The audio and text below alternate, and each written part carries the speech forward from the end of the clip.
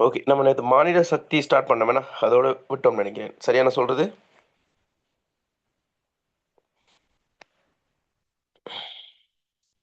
சரியா? பேசுங்க. பேசுங்க பிள்ளைகள் உற்சாகமா பேசுங்க. மானிட சக்தி பார்க்க போறோம். சரியா? ஓகே. ஓகே. ஆ ஓகே பிள்ளை. அப்ப நான் ஏற்கனவே சில அறிமுகத்த குடுத்தேன் உங்களுக்கு. மானிட சக்தி தொடர்பாக, அ அந்த கவிதை எழுதிய கவிஞர் தொடர்பாக உங்களுக்கு ஒரு அறிமுகத்த குடுத்தேன். சரியா? அப்ப இந்த கவிதை வரக்கூடிய வாய்ப்பு இருக்கு பிள்ளைகள். பாருங்க உங்களுக்கு இன்னைக்கு அதிகாலையில உங்க கஷ்டப்பட்டு எழும்ப எந்திரிக்கீங்க. அப்ப நானும் சுத்தமா மறந்துட்டேன். இருந்தாலும் கூட கணக்கா ஒரு 4:49க்கு நினைவு வந்தது, முழிப்பு வந்தது. அப்ப ஏதோ ஒண்ணு இருக்கு. சரியா வரக்கூடிய வாய்ப்பு கூட இருக்கலாம். எனவே நம்ம என்ன செய்யணும்னு கேட்டா, சில நமக்கு வந்து ஒரு அறிகுறி காட்டும். உங்களுக்கு அத ஃபீல் பண்ணியிருக்கீங்களான்னு தெரியல. சில விஷயங்கள் இப்ப எனக்கெல்லாம் வந்து நல்ல ஒரு உழைப்பு, நல்ல எஃபோர்ட்ட போட்டோம்னா, அ சில வேளை நமக்கு ஒரு தோணும். இதுதான் வருது. இது வரக்கூடிய வாய்ப்பு இருக்கு. நமக்கு காலைல அதிகாலையில கூட தோணும். உங்களுக்கு எக்ஸாம் போற அன்னைக்கு கூட தோணலாம். எனக்கு திருக்குறள்லாம் தோணியிருக்கு. அப்படி தூது வருது அப்படின்னு யோசிச்சுட்டு போனேன். கண்டிப்பா அதுதான் வந்துச்சு. இப்ப அந்த மாரி உழைப்பு நல்லா 100% இருக்கும் பட்சத்தில் நமக்கு பிரபஞ்சம் சப்போர்ட் பண்ணும். சரியா? அதனால அது உழைப்ப மட்டும் தான் முழுமையா போடணும். ரிசல்ட்ஸ் ஒட்டா வரும். சரியா? ஓகே. அப்ப அதன் அடிப்படையில மானிட சக்திங்கிற கவிதை இன்னும் பொருத்தமா இருக்கும் நமக்கு. சரியா? இன்றைய பொழுதுல இந்த தூக்கத்துக்கு மத்தியில நீங்க எழும்பி வந்தீங்கன்னா, இன்னும் பொருத்தமா இருக்கும். எனவே மனித தன்மை, மனிதன் இருக்கக்கூடிய ஆற்றல், மனிதன் இருக்கக்கூடிய மனித நேயம், மனிதனின் அளப்பரிய அந்த சக்தி, அதத்தான் மானிட சக்தின்னு சொல்றது. சரியா? எனவே இந்த மனித சக்தி எந்த அளவு தூரம் இந்த உலகத்தில் தாக்கத்தை ஏற்படுத்தியது. இந்த உலகத்தின் வளர்ச்சிக்கு, எழுச்சிக்கு, தொடர்ச்சிக்கு இந்த மானிட சக்தியின் துணை எந்த அளவு தூரம் இருக்கு. ஒவ்வொரு துறையிலும் சாதிக்கக்கூடிய மனிதர்கள் எதனை அடிப்படையாகக் கொண்டு, எதனை மூலதனமாகக் கொண்டு ஜெயித்தார்கள் என்றால், தனக்குள் இருக்கின்ற அந்த தனித்த ஆற்றலான மனித சக்தியை வைத்து ஜெயித்தார்கள். எனவேதான் கவிஞர் கூறுகின்றார், இந்த உலகத்திலே காலம் காலமாக மனித ஆற்றலை வைத்து ஜெயித்தவர்கள் கோடி. எனவே நீயும் அதனை வைத்துக்கொண்டு, அதனை நம்பிக்கை கொண்டு, அதனை மூலதனமாகக் கொண்டு, வாழ்வில் ஒரு நிலையான ஒரு வல்லமையை, அல்லது வாழ்வில் நிலையான ஒரு வளத்தை, அல்லது வாழ்வில் ஒரு நிலையான ஒரு வளர்ச்சியை பெற்றுக்கொள் என்கின்ற ஒரு நிலைமையை அழகாக எடுத்துரைக்கிறார். இதற்கு இடையில் அந்த மானிட சக்திக்கு நிகராக வேற எந்த சக்தியும் ஈடு கொடுக்காது. மனித சக்தியே சிறப்பு பொருந்திய சக்தி. அதனை கீழ்ப்படுத்துபவர்கள், அதனின் குறை கூறுபவர்கள், அதனில் நம்பிக்கை இல்லாதவர்களின் உயிரே அவர்களை குறை கூறும், அவர்களை வதைக்கும் என்று அழகாக சொல்லியிருக்கிறார். ஏற்கனவே படிச்சிருப்பீங்க. இதுதான் இந்த கவிதையின் சுருக்கம். அப்ப நம்ம நேரடியாக என்ன செய்வோம் கேட்டால் கவிதைக்குள்ள போவோம். மானிட தன்மையை கொண்டு பலர் வையத்தை ஆள்வது நாம் கண்டதுண்டு. மானிட தன்மையை நம்பி அதன் வன்மையினால் புவி வாழ்வுகோல் தம்பி. மானிடம் என்றொரு வாழும் அதை வசத்தில் அடைந்திட்ட உன்னிர் தோளும் வானும் வசப்பட வைக்கும் இதில் வைத்திரும் நம்பிக்கை வாழ்வை பெருக்கும். என்ன சொல்ல வருது பாருங்க. ஒவ்வொரு சொல்லையும் பார்க்கிறோம். மானிட தன்மையை கொண்டு பலர் வையத்தை ஆள்வது நாம் கண்டதுண்டா. அப்ப மனித சக்தி இருக்குதானே. மனித சக்தி என்னன்னு சொன்னேன் சொல்லுங்க பார்ப்போம். மனித சக்தி என்ன? பேசுங்க.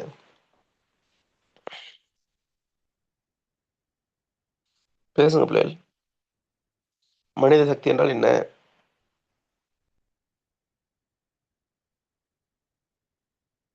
நீங்க எக்ஸாம் எழுத போறீங்க. நீங்க சொல்லுங்க. தனக்குள் இருக்கின்ற ஆற்றல், தனக்குள் இருக்கின்ற அபரிதமான திறமை, இதுதான் மனித சக்தி. அது தான் ஒவ்வொருத்தருக்கும் இடையில இருக்கும்.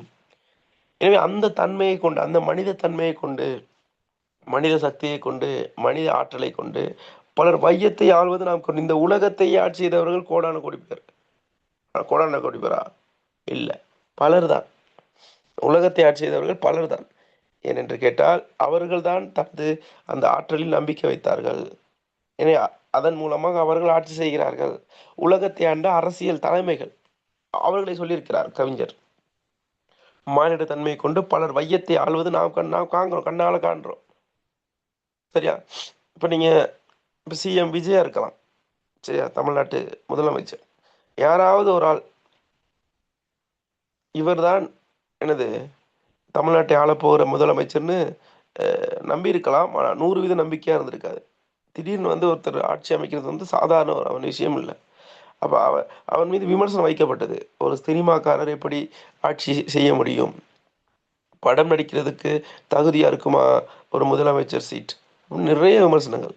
ஆனால் அவர் நம்பிக்கை வச்சிருந்தார். நான் வாரேன் அப்படின்ட்டு. வந்து விட்டார்.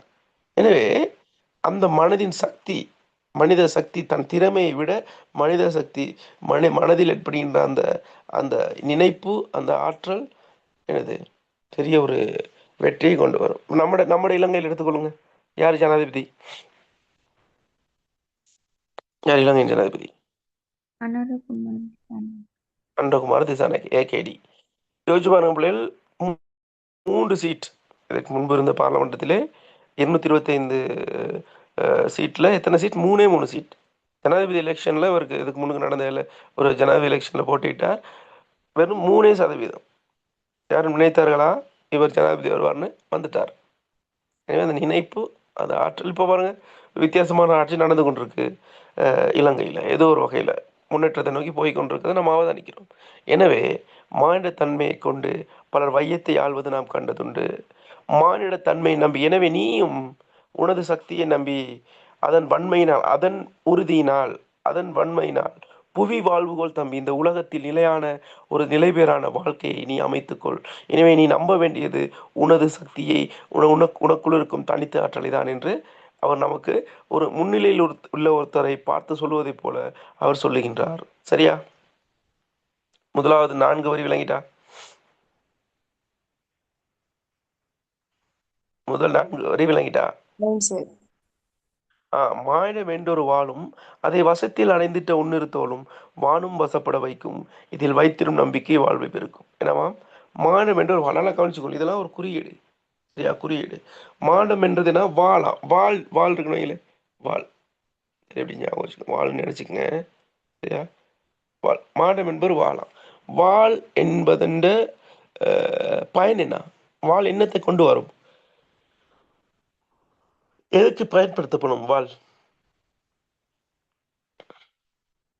ஒரு யுத்த காலத்திலே பாருங்க, வாட்படையில் சிறந்தவன், மட்போரில் சிறந்தவன்லாம் படிச்சோமா இல்லையா சார்? இதுல கோப்பள்ளத்துல பார்த்தோமா இல்லையா? அப்ப இந்த இடத்துல வாள் என்பது வெற்றியை தெரிவிக்கக்கூடியது, நமக்கு பாதுகாப்பை அளிக்கக்கூடியது.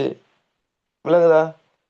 ஒரு ஒரு ஒரு ஒரு சண்டையில, ஒரு போர்ல, ஒரு வாட்சண்டையில நமக்கு ஆயுதம் எது? வாள். வாள் இல்லாம நம்ம வாள் இல்லாம இருக்கோம், ஆயுதம் இல்லாம இருக்கோம். எதிர் படை வந்து ஆயுதத்தோடு இருந்தால், அது எதிர் நபர், எதிர் தரப்பு பகைவன் ஆயுதத்தோடு இருந்தால் யார் வெற்றிட்டுவா? சொல்லுங்க. ஆயுதம் உள்ளவன். அதான் நம்பிக்கை. எனவே மானிடம் என்று வாள். எனவே இங்கு ஒரு கருவி, மானிட சக்தி அல்லது மானிடம் அல்லது மனித இயல்பு, மனித தன்மை என்பது ஒரு வாள் மாதிரி உறுதியானது, கூர்மையானது, ஆயுதமானது, நமக்கு ஒரு திறமை கொடுக்கக்கூடியது, வெற்றியை தெரிவிக்கக்கூடியது. சரியா? அந்த மானிடம் என்று ஒரு வாளும் அதை வசத்தில் அடைந்துட்ட ஒன்று. எனவே அதை வசப்படுத்தணும். அதை எல்லாராலையும் வசப்படுத்த பாருங்க. நான் சொன்னேன், வாங்க மார்னிங் கிளாஸ்க்கு வாங்க, படிப்போம், இன்னைக்கு நிறைவா இதை முடிப்போம் அப்படின்னு சொன்னேன். எல்லாராலையும் வர முடிஞ்சா? இல்லை. மனசு வைக்கணும் பிள்ளைகள். மனது, அந்த மனது தான் உள்ளார்ந்த ஆற்றல் தான் சக்தி. எனவே மானிடம் என்ற ஒரு வாள், அந்த வாள் என்றால் அது கூர்மையானது, நிலைவேறானது, வெற்றியை தெரிவிக்கக்கூடியது என்கின்ற ஒரு பல்வேறுபட்ட விடயத்தை அதில் அடங்கியிருக்கு. எனவே இந்த மனித சக்திக்கு அல்லது மானிடத்துக்கு அல்லது மனிதனுக்கு ஒரு குறியீடாக வாள் சொல்லப்பட்டிருக்கு. அதை வசத்தில் அடைந்துட்டு ஒன்று. எனவே அது சாதாரணமாக கிடைக்காது. அது உழைப்பு என்கின்ற ஒன்றை போடும் பட்சத்தில், இங்க தோல் என்பது இந்த இடத்துல எதற்கு அடையாளமாக அல்லது கருவியாக அல்லது குறியீடாக காணப்படுகின்றன? தோல். தோல் வந்து என்னன்னு கேட்டால் உழைப்புக்கு குறியீடு. தோள்பட்டை ஒரு வலு இல்லாட்டி, ஒரு மூட்டை தூக்கி உழைக்கக்கூடிய அல்லது உடல் உழைப்பை வழங்கக்கூடிய உழைப்பாளர்களுக்கு வேலை செய்யக்கூடியதா இருக்குமா தோல் வலிமை இல்லாட்டி? சொல்லுங்க. ஏழுமா? பேசுங்க பிள்ளைகள், பேசணும். இயலாது. எனவே தோல் என்பது உழைப்புக்கு குறியீடாக கொடுக்கப்பட்டிருக்கின்றது. எனவே நம் வாளாகிய இந்த மனித தன்மை, மனித சக்தியை எளிதில் பெறுவதற்கு நமக்கு நமக்கு உழைப்பு மிக மிக முக்கியம். எனவே அதை வசப்படுத்த வேண்டுமாயின் நாம் 2 தோள்களையும் நாம் என்ன செய்யணும்? வசப்படுத்தணும். எனவே வசத்தில் அடைந்திட்ட உன்னிரு தோளும். அப்போ உழைப்பு உண்மையாக இருந்தால் எமக்கு வெற்றி கண்டிப்பாக கிடைக்கும். எனவே வாள் என்பது மனித சக்தி, தோல் என்பது உழைப்பு. எனவே இது 2ம் இணையும் பட்சத்தில் வானும் வசப்பட வைக்கும். நம்ம வானத்தை வசப்படுத்த முடியாது. நமக்கு தொலைவுல இருக்குன்னு நம்ம யோசிச்சு கொண்டிருக்கோம்.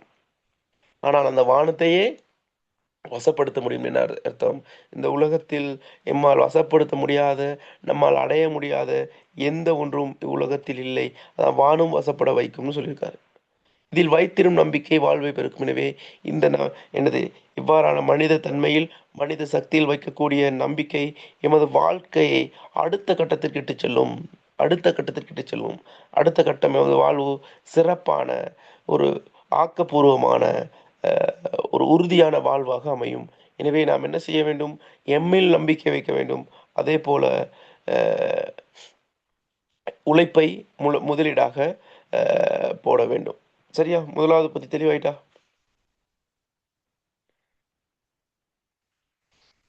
தெளிவா? ஆம் சார். ஓகே. மானிடம் வாழ்ந்த வரைக்கும், இந்த வையத்திலே அவன் செய்த வரைக்கும், மானிட தன்மைக்கு வேறாய் ஒரு வல்லமை கேட்டிருந்தால் அதை கூறாய். இப்பதான் நான் சொல்றேன், நேரடியா சேலஞ்ச் பண்றாரு. இவர் நாத்திகன்னு சொல்ல வந்தேன். அப்ப இவர் என்ன சொல்றாரு? மானிடம் வாழ்ந்த இந்த உலகத்துல மனுஷன் வாழ்ந்த வரைக்கும், ஆரம்ப காலத்து மனிதன், எனது இடைகுலைகளோடு கட்குகையில வாழ்ந்து கொண்டிருந்த மனிதன், சரியா? அஹ் கொஞ்சம் கொஞ்சமா கொஞ்சம் கொஞ்சமா தான் வளர்ச்சி அடைஞ்சிட்டு, இப்ப நம்ம என்ன செய்றோம்? சரி, ஒரு கட்டில்ல படுத்துக்கொண்டோ அல்லது நாற்காலியில் அமர்ந்து கொண்டோ என்ன செய்றோம்? ஜூம் என்கின்ற ஒரு செயலியின் மூலமாக எங்கேயோ இருக்கக்கூடிய ஒரு ஆசிரியரின் கற்பித்தலை என்ன செஞ்சுக்கிட்டு இருக்கோம்? கேட்டுக்கொண்டு இருக்கிறோம். இது சாதாரணமா வந்ததா? அல்லது மனிதன் திறமையால் வந்ததா? மனிதன் திறமையா? சொல்லுங்க.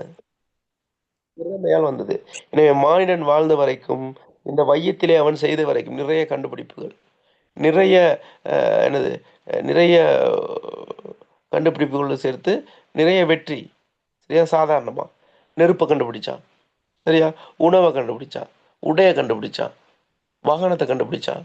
இப்படி ஒவ்வொன்றும் மனிதனின் அளப்பரிய ஆற்றலின் காரணமாக வந்தது. எனவே மானிடன் வாழ்ந்த வரைக்கும், இந்த வையத்திலே அவன் செய்த வரைக்கும், மானிட தன்மைக்கு வேற இந்த மனித சக்திக்கு அல்லது மனிதனுக்கு நிகராக ஒரு வல்லமை கேட்டிருந்தால், சக்தி அறிந்திருந்தால், அல்லது இதை விட விஞ்சிய சக்தி, மனித சக்தியை விட விஞ்சிய சக்தி இந்த உலகத்தில் வேற ஏதாவது சக்தி இருந்தால் அதை கூற, அதை நீ வா, சொல், சொல் பார்ப்போம், சொல்லு, நீ தைரியமான ஆள் தானே, சொல்லு பார்ப்போம் அப்படின்னு இவர் சொல்றார். இதற்கு காரணம், இவர் அதை கூறா என்று சொல்வதற்கு காரணம், மனிதனை விஞ்சிய சக்தி இந்த உலகத்தில் எதுவுமே இல்லை. அவன் நேரடியாக சேலஞ்ச் பண்றது கடவுள் சக்தி தான். அப்ப இங்கு எந்த சக்தியும் மனித சக்திக்கு நிகராக இருக்காது என்கின்ற ஒரு விடயத்தை அவர் சொல்றாரு. சரியா? அதை கூறாய் விளங்கிட்ட. அந்த 4 வரி விளங்கிட்டா? அதுல ஏதாவது விளங்காட்டி கேளுங்க பாப்போம். 2வது பந்தி 4 வரியும் தெளிவில்லாம இருக்கா? சொல்லுங்க. மானிடன் வாழ்ந்த வரைக்கும், இந்த வையத்திலே அவன் செய்த வரைக்கும், மானிட தன்மைக்கு வேறாய் வல்லமை கேட்டிருந்தால் அதை கூறாய்ங்கிற அந்த அந்த வரிகள்ல ஏதாவது டவுட் இருந்தா கேளுங்க. ஏன்னா ஒரு வரி மேற்கோள்ல கேட்டு கேட்பாங்க. ஏதாவது டவுட் இருக்கா? பேசுங்க, இப்படி உற்சாகமா பேசுங்க. அப்பதான் நம்ம நல்லா கிளாஸ் கொண்டு போலாம். இல்ல சார், விளங்கிட்டு தூங்கிடாதீங்க. சார். சொல்லுங்க, வார்த்தையால சொல்லுங்க அத. நீங்க இருக்கீங்கன்னு நான் விட சொல்லணும்னு நான் எதிர்பார்க்கல. நீங்க கனெக்ட் ஆகணும் என்னோட. அதனால தான் அடிக்கடி கேள்வி கேட்கிறேன். அத நீங்க நாங்களும் இருக்கோம் அப்படின்னு நிரூபிங்க. ஓகே.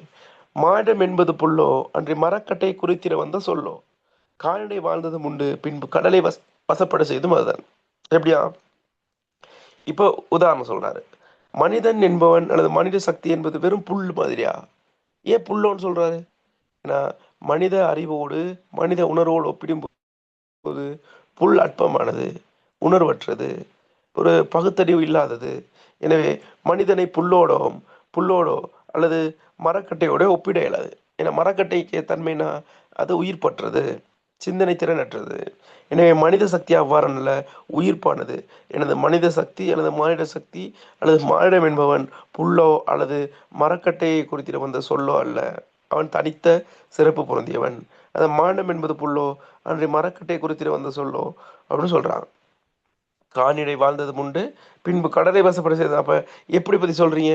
ஏன்னா ஏன் அப்படி உறுதியா மனித சக்தியை பற்றி சொல்கின்றேன் என்று கேட்டால், அவன் கானகத்தில் வாழ்ந்தான், கரையோரங்களில் பயிர் செய்து வாழ்ந்தான், வேட்டையாடி வாழ்ந்தான், மரப்பொந்துகளில் வாழ்ந்தான். எனவே அவன் கானகத்தில் காட்டில் வாழ்ந்ததும் உண்டு.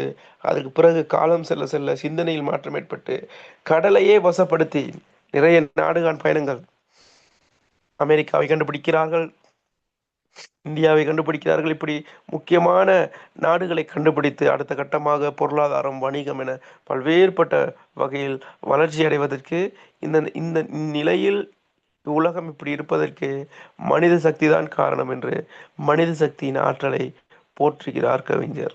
தெளிவா? தெளிவா? தெளிவா? இரண்டாவது பந்தி தெளிவாயிட்டா? சரி. ஏதாவது சந்தேகம் வந்தா கேளுங்க.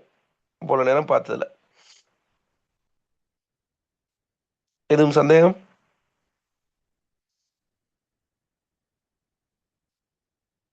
இருக்கா இல்லையா?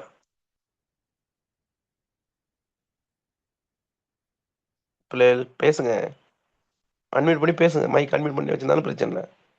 தெளிவா?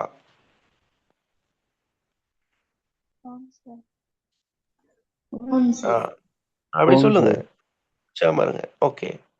மானிடம் போற்ற மறுக்கும் ஒரு மானிடம் தன் உயிரும். அப்ப சில பேர் வந்து இல்ல இல்ல மனித சக்தி என்ன, அஹ், அது ஜிஜிபி, அது என்ன, அது சாதாரணத்தை ஏன் இவ்வளவு உயர்த்தி பிடிக்கிறீங்க அப்படின்னு யாராச்சும் சண்டை போட்டால் அல்லது மனித சக்தியின் மீது நம்பிக்கை இழந்திருந்தால் அவர்களுக்கு நெஞ்சில் குத்துவதை போல அல்லது நல்லா படுற மாதிரி. சரியா? என்ன சொல்றாரு மானிடம் போற்ற மறுக்கும், மனித சக்தி இல்ல, மனித ஆற்றலுக்கு வல்லமை இல்லைன்னு யாராவது சொல்லிட்டு வந்தீங்க, அவன் அவனை அந்த சொல்லுகின்ற நபரின் அந்த மானிடம் தன் உயிரும் வெறுக்கும். அவன் உயிரே வெறுக்குமா? ஒரு மனிதனானவன் உடலும் உயிரும் சேர்ந்த ஒன்றுதான். உடல் இல்லாமல் உயிர் இல்லை, உயிர் இல்லாமல் உடல் இல்லை. உடல் மட்டும் இருந்து உயிர் இல்லாட்டி அவன் பிணம், உயிர் மட்டும் இருந்து உடல் இல்லாட்டி அது ஆத்மா, ஆவி. விளங்குதா? எனவே ரெண்டும் உள்ளதுதான் மனிதன். எனவே இந்த மனித சக்தியை போற்ற மறுக்கின்ற மனிதனின் மனிதனின் உயிரும், உடல் உயிர் ரெண்டு இருக்கும்போது உயிரை அவன் உயிரை மற்றவர்கள் வெறுக்க வேண்டிய அவசியம் இல்லை. அவன் உயிரை என்ன செய்யும் கேட்டா அவனை வெறுக்குமாம். அப்போ மானம் போற்ற மறுக்கும் ஒரு மானம் தன் உயிரும் வெறுக்கும். எனவே மனித சக்தியை மானிடத்தை போற்ற மறுக்க கூடவே கூடாது. அதுவும் மனிதர்களே அதனை என்ன செய்யக்கூடாது, போற்றாமல் இருக்கக்கூடாதுன்னு அவர் சொல்றாரு. சரியா?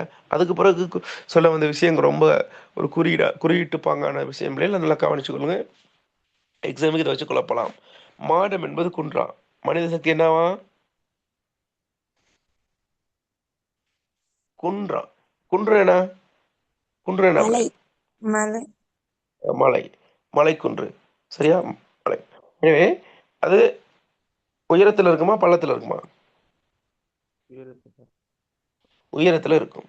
அதோட இயல்பு என்னன்னு கேட்டா வலிமையானது, உயர்வானது, உயரத்தில் இருக்கக்கூடியது, சமமான உச்சியை கொண்டது.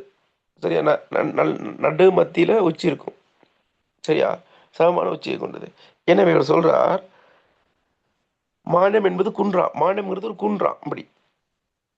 சரியா? அப்ப உயர்வானது, மனித சக்தி என்பது, மனித ஆற்றல் என்பது உயர்வானது, வலிமையானது அப்படின்னு சொல்லப்படும் போது அந்த மனித சக்தி மலையாக இருக்கக்கூடிய மனித சக்தியை வைத்துக்கொண்டு, சரியா, அதில் எனவே அந்த மனித சக்தியில் இருக்கக்கூடிய சமத்துவம். ஏன்னா நம்ம நல்ல ஒரு நிலையில் இருக்கும்போது, மனிதராக இருக்கும்போது, நம்ம உயர்வான மனிதர்களாக இருக்கும்போது மற்றவர்களை பார்க்கும்போது, இப்போ நம்ம மனித சக்தி நம்ம மட்டும் இருக்க மாட்டோம், மற்றவர்களோட உறவு கொள்வோம், மற்றவர்களோட தொடர்பாடு கொள்வோம். எனவே மற்றவர்கள் இப்போ ஒரு அரசனாக இருந்தால் அவன் என்ன செய்ய மக்களோடு தொடர்பு கொள்வான். சரியா? விளங்குதா? ஒரு ஒரு வியாபாரியாக இருந்தால் நுகர்வோரோடு தொடர்பு கொள்வான். ஒரு முதலாளியாக இருந்தால் தொழிலாளர்களோடு உறவு கொள்வான். எனவே அவ்வாறாக உறவு கொள்ளும் பட்சத்தில் தனித்த ஆற்றலோடு இருக்கக்கூடிய மனிதன் மற்றவர்களோடு உறவு கொள்ளும் பட்சத்தில் மற்றவர்களை சமமாக சமத்துவமாக என்ன பார்க்கணும். அப்ப இந்த சமத்துவத்தை எப்படி சொல்றாரு அப்படின்னு கேட்டா,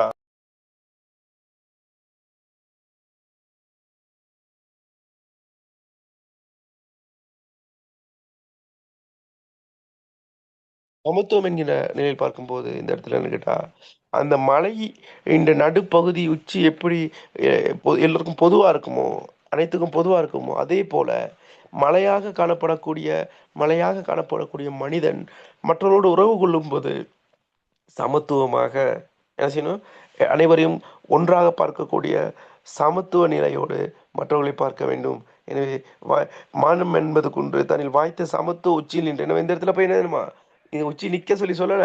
எனவே அந்த சமத்துவ நிலையில் நின்று கொண்டு என்ன செய்யணும், மக்களை பார்க்கணும். எப்படி பார்க்கணும்னு கேட்டா என்னது, பகுத்தறிவால பார்க்கணும். மனிதனுக்கு இதாக கிடைக்கக்கூடிய பகுத்தறிவுன்னு என்ன, என்ன பகுத்தறிவுனா, அறிவுக்கும் பகுத்தறிவுக்கும் என்ன வித்தியாசம்? நன்கு ஆராய்ந்து ஒரு விஷயத்தை தெரிஞ்சுக்கிறது தான் பகுத்தறிவு. ஆய்ந்து அறிந்து பார்க்கக்கூடிய அந்த நிலைமை. இப்ப நாய்க்கு பகுத்தறிவு இருக்குமா? ஒரு நாய்க்கு குரங்குக்கு பகுத்தறிவு இருக்காது, அறிவு இருக்கும். ஆனா மனிதனுக்கு கிடைத்த ஒரு பெரிய ஒரு பொக்கிஷமான விஷயம்தான் பகுத்தறிவு. எனவே நீ என்ன செய்யணும், பகுத்தறிவால பகுத்தறிவு விழியால பார்க்கணும். எல்லாத்தையும் அறிந்து அந்த பகுத்தறிவு ஆய்ந்து அறிந்துதான் ஒவ்வொரு விஷயத்தை பார்க்கணும். மேலோட்டமாக நுனிப்புள் மேயக்கூடாது என்று ஒரு நம்ம என்ன செய்யணும், வலிமையான மலை போன்ற அந்த மனித சக்தியை என்ன செய்யணும், எல்லோருக்கும் சமத்துவமான நிலையில் இருந்து கொண்டு பகுத்தறிவு கண்கொண்டு பார்க்க வேண்டும் என்று அவர் சொல்லுகிறார். விளங்குதா? எப்படி வான் திசை எங்கனும் நீ பார், எனவே நீ இந்த உலகத்தை பாரு. சரியா? வான் திசை எங்கனும் நீ பார். சரியா? நல்லா கவனிச்சு கொள்ளுங்க பிள்ளைகள். அவர் என்ன சொல்றாரு, இப்போ மலையை எடுக்கிறாரு, அந்த மலையில உச்சியை சமத்துவங்கிறாரு. அதுல நீ என்ன செய்ய போயிட்டு மேல பகுத்தறிவு கண்களால பார்க்க சொல்றாரு. அது நம்ம அந்த மலையில இருந்து கொண்டு வான் திசை எங்கன்னு பார். உச்சிக்கு போனா உயரமான விஷயமும் பார்க்க முடியும், பள்ளமான மடுவையும் பார்க்க முடியும், கீழே பள்ளத்தில் உள்ள சமதரையும் பார்க்க முடியும். அதான் மலை. எனவே நம்ம என்ன செய்யணும் கேட்டா, வான் திசை எங்கன்னு பாரு, இந்த உலகத்தை நீ பாரு.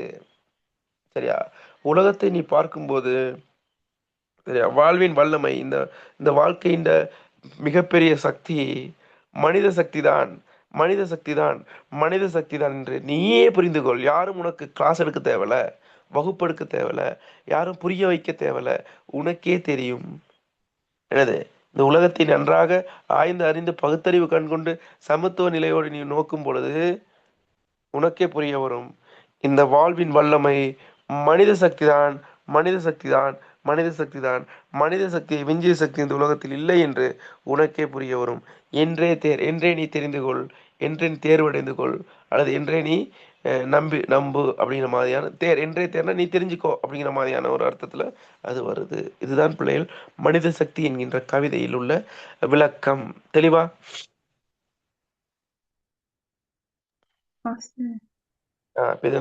அந்த மாண்டம் என்ற குன்று அது கொஞ்சம் நல்ல ஒரு கற்பனை நயத்தோடு கூடியது. அதை கொஞ்சம் நல்லா அவதானமா விளங்கிக் கொள்ளுங்க. அதுல ஏதாவது டவுட் இருந்தா என்ன அதைத்தான் கேட்பாங்க மேற்கோள் கொடுத்து, உங்களுக்கு ஆழமா எழுதணும். சரியா? ஏதாவது டவுட் இருந்தா கேளுங்க பாப்போம்.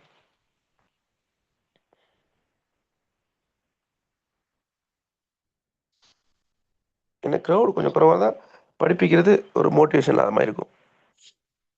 சரியா? சும்மா கடைசி கிளாஸ் தானே, ஜென்ரல் குரூப்ல போட்டு பார்ப்போம், க்ரௌடு வருவாங்கன்னு பார்ப்போம். ஏதாவது டவுட் இருந்தா கேளுங்க பிள்ளைகள். இல்ல சார். டைம் இருந்தா கேளுங்க. இதுல இப்ப படிச்சதுல ஏதாவது டவுட் இருக்கா?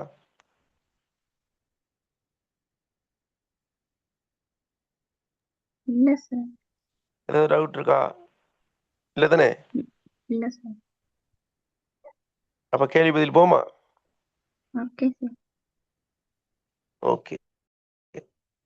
பாருங்க, கவிதையிலிருந்து மானிடம் எனும் பொது சொல்லினூடாக யாது வெளிப்படுகிறது? மனிதநேயம், மனிதாபிமானம், மனித பண்பு, மனித உழைப்பு, மனித உறவுநிலை, மனித குறிக்கோள். இது எல்லாமே இதுக்குள்ள வருது. சரியா? மனிதனுக்குள் இருக்கக்கூடிய மனிதநேயம், மனிதாபிமானம், மனித பண்பு, மனித உழைப்பு, மனித உறவு நிலை, மனித குறிக்கோள் பாருங்க, எல்லாத்தையும் பத்தி சொல்லியிருக்காரு அவர். மனித நேயத்தை பத்தி சொல்லியிருக்காரு, மனிதாபிமானத்தை பத்தி சொல்லியிருக்காரு, மனித பண்பு, மனித உழைப்பு, மனித உறவு நிலை, சமத்துவம் பார்க்கணும், உழைப்பை முழுமையா ஒரு ஆயுதமாக்கணும், தோல்னு சொல்லியிருக்காரு. மனித குறிக்கோள் என்ன செய்யணும், நீ வாழ்க்கைய நல்ல பகுத்தறிவு கட்கொண்டு பார்த்தா உன் வாழ்க்கை அடுத்த கட்டத்தை அது மாற்றும்னு சொல்லியிருக்காரு. அப்ப எனவே மானம் என்ற பொதுச்சொல்லினூடாக இவ்வளவு விஷயம் இருக்குங்கிறத தெரிஞ்சுக்கணும். சரியா? ஓகே. அடுத்து கவிதையினூடாக கவிஞர் கூற வந்த விடயம் என்ன? சொல்லுங்க பாப்போம், ஒரு ஆள் வாசிங்க.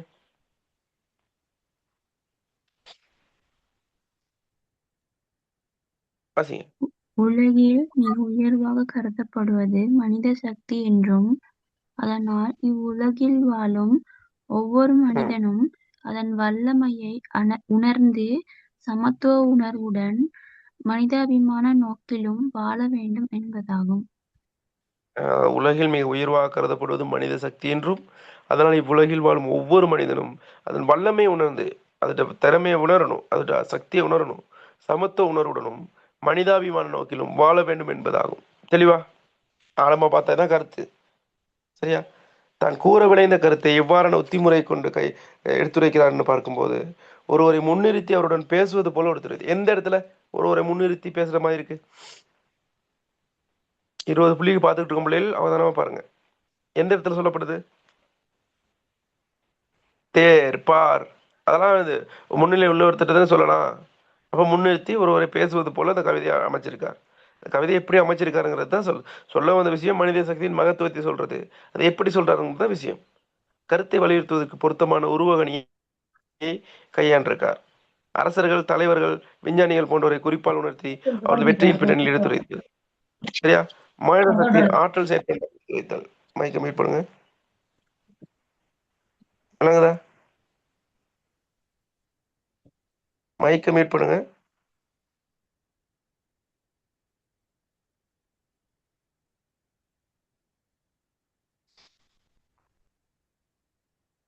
விளங்குதா? பேசுறது விளங்குதா?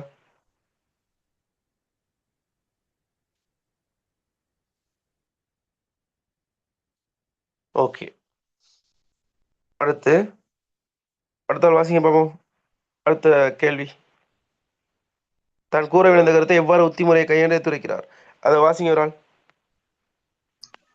ஒருவரை முன்னிறுத்தி அவருடன் பேசுவது போல எடுத்துரைத்தல், எழுத்தை வலியுறுத்துவதற்கு பொருத்தமான உருவ அணியை கையாளல், அரசர்கள், தலைவர்கள், விஞ்ஞானிகள் போன்றோரை குறிப்பால் உணர்த்தி அவர்களது வெற்றியின் பின்னணியில் எடுத்துரைத்தல், மானுட சக்தியின் ஆற்றல் செயற்பாட்டினூடாக எடுத்துரைத்தல்.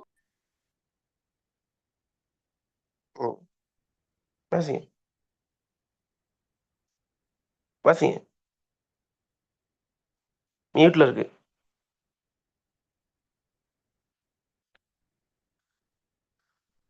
ஓகே. சரியா? மானுட சக்தியின் ஆற்றல் செயற்பாடுகளாக எடுத்துரைத்தார். ஓகே. அடுத்து மானிட சக்தியின் ஆற்றல் தொடர்பாக கவிஞர் கூறு மட்டும் விளக்குக. எப்படி? மானிட வலிமையினால் பலர் இவ்வுலகத்தை ஆட்சி செய்துள்ளமை, இதில் ஆட்சியாளர்கள் மட்டுமன்றி பலர் சான்றோர்களும் குறிப்பாக உணர்த்தப்பட்டுள்ளனர். சரியா? நான் ஏற்கனவே பார்த்த கவிதையில் உலகத்தை பொறுத்தவரை மானுட ஆற்றலுக்கு அப்பால் வேறு எந்த சக்தியும் இல்லைன்னு சொல்லப்படுது. மானுடம் என்பது புல்லோ மரக்கட்டை போன்றது என்று, அது உயர்வானது, ஆற்றல் மிக்கதுன்னு சொல்லப்படுது. இதெல்லாம் விளங்கப்படுத்த வேண்டிய அவசியம் இல்லை, நல்லா படிச்சிட்டோம். ஒரு காலத்தில் மனிதன் தன் ஆற்றலை உணர்ந்து இயற்கையே தனது கட்டுப்பாட்டில் கொண்டு வந்துள்ளான்னு சொல்லப்படுது. காடுகளில் நாகரிகமின்றி வாழ்ந்திருந்த மனிதன் இன்று தன் சக்தியால் இவ்வுலகை ஆளும் அளவிற்கு உயர்ந்து விட்டான். அவனை இவ்வளவு தூரம் உயர்த்தியது அவனது மனித சக்தி அல்லது மானிட சக்தியே ஆகும் என்று சொல்லப்படுது. இதெல்லாம் வந்து என்னன்னு கேட்டால் அது ஆற்றல். நேரடியாக கேட்கலாம். மனித சக்தி ஆற்றல் தொடர்பாக கவிஞர் கூறுநூற்றை விளக்குன்னு கேட்டால் எழுத இல்லாத பிள்ளைகள் கவிதை பக்கத்தில் இருக்கும். உங்களுக்கு பெரிய பிரதான கேள்விக்கு வந்தா கவிதையும் இருக்கும், அதை நம்ம படித்த அந்த ஆழமான விளக்கம் உங்களுக்கு இருக்கும் பட்சத்தில் கடகடகன்னு விட எழுதலுமேலதா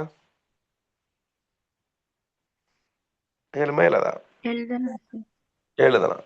மாநில ஆற்றலை உணர்ந்து கொள்ளாமையினால் ஏற்படும் இழிவுகள் தொடர்பாக கவிஞர் என்ன சொல்றாரு? என்னவா அதை வாசிங்க. என்ன இழிவு ஏற்படும் ஆற்றலை உணராதவனுக்கு? மானிட ஆற்றலை போற்ற மறுக்கின்ற ஒருவனை பற்றி நிற்கின்ற உயிரும் வெறுக்கும். உயிரும் வெறுக்குமா, வேற யாரும் வெறுக்க தேவையில்ல, அவனுள் இருக்கக்கூடிய உயிரே வெறுக்கும்னு சொல்லப்படுது. அடுத்து மனித குலத்துக்கு கவிஞருக்கு ஒரு அறிவுரைகள் என்னென்ன வாசிங்க. மானிட ஆற்றலை நம்பி உனது வாழ்க்கையை உயர்வாக அமைத்துக் கொள்ள வேண்டும். மானிடன் என்ற வாளும் அதனை வசமாக்கி கொண்ட தேரும் வானத்தையே வசப்படுத்த முடியும். மானிட சமூகத்தை ஏற்றத்தாழ்வென்று சமத்துவமாக கருத வேண்டும். மனிதாபிமானத்தோடும் பகுத்தறிவோடும் ஆராய்ந்து பார்க்க வேண்டும். வாழ்க்கையின் ஆற்றல் மானிட இயல்பே என்பதை உணர்ந்து கொள்ள வேண்டும். மானுடத்தின் மீது நம்பிக்கை வைத்து செயல்படல் வேண்டும். மானுடம் என்பது இழிவானதல்ல, அது உயிரற்ற ஒன்றை குறிப்பதும் அல்ல. அது உயர்வானதும் உணர்ச்சி மிக்கதும் ஆற்றல் கொண்டதும் ஆகும். அதனை மதித்து செயற்படல் வேண்டும். தெளிவா இதெல்லாம் நம்ம பார்த்தோமா இல்லையா? ஒரு விஷயமும் எல்லாத்தையும் பார்த்துட்டோம். ஏதாவது டவுட் இருக்கா? ஏதாவது பாயிண்ட்ல டவுட் இருந்தா கேளுங்க. நம்ம படிச்ச இதுல பார்த்ததுல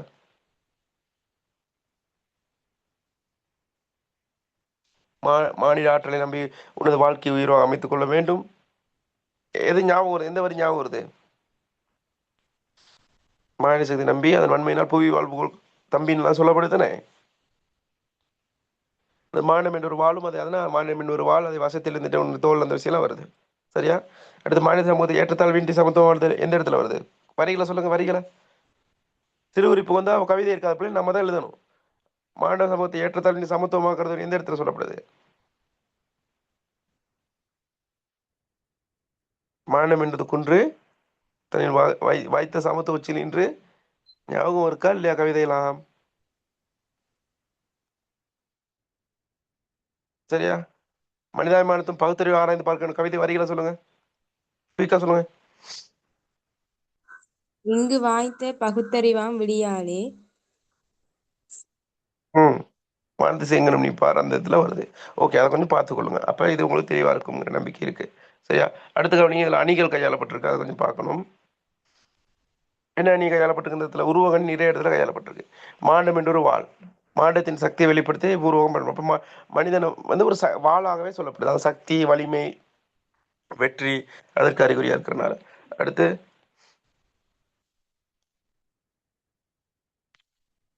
மாண்டம் என்று குன்று. என்ன ஏன் குன்றுன்னு சொன்னாங்க? மாண்டம் மலையை போல உயர்வானது என்பதை விளக்கத்தான் என்னது அது மலையா சொல்லப்படுது. தெளிவா? உயர்வானது, வலிமையானது அப்படி. சமத்துவ உச்சி சொல்லுங்க. நடுநிலையான ஏற்றத்தாழ்வற்ற சமத்துவ உச்சி, எல்லாத்தையும் சமனா பார்க்கணும்.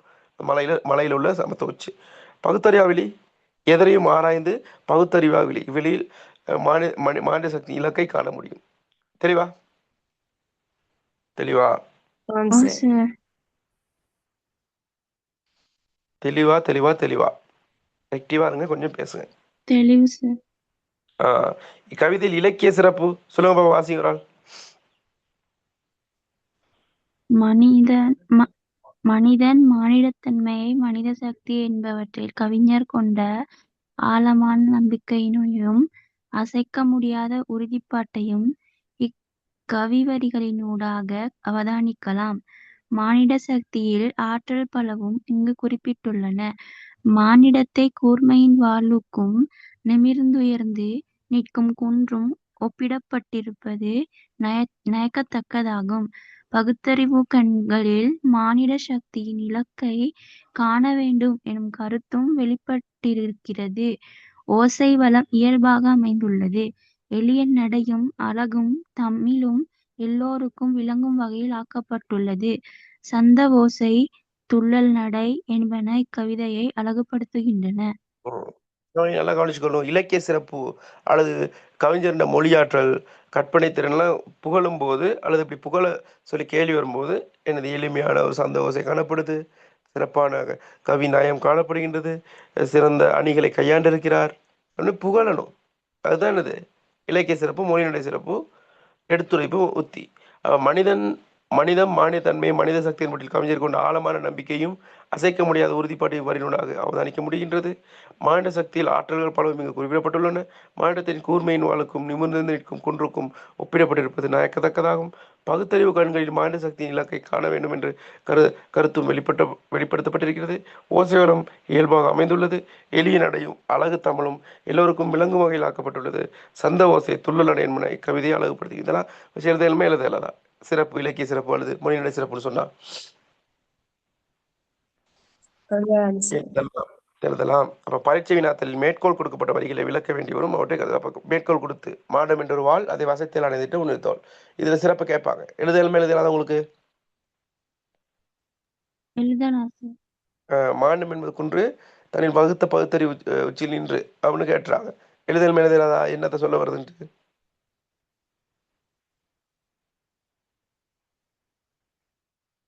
ஓகே எழுதலாம்.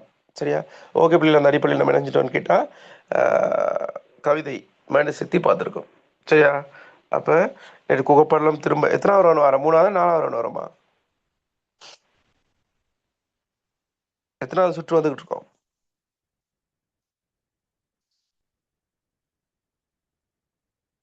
ஓகே. அப்போ திருக்குறள்ல நம்ம எத்தனை அதிகாரம் பார்த்துருக்கோம் பிள்ளைகள்? சிற்றம் சீரமை பார்த்துட்டோம், தெரிந்து தெரிதல் பார்த்துட்டோம், தெரிந்து வினையாடல் தான் பார்க்கணும். சரியா? பார்ப்போமா? ஆம் சார். Okay sir. பார்ப்போமா? சுருக்கமாக பார்த்துட்டு போவோம் என்ன? Okay sir. ஓகே. அப்போ இதில் எப்படி உங்களுக்கு தெரிந்தன பிள்ளைகள்?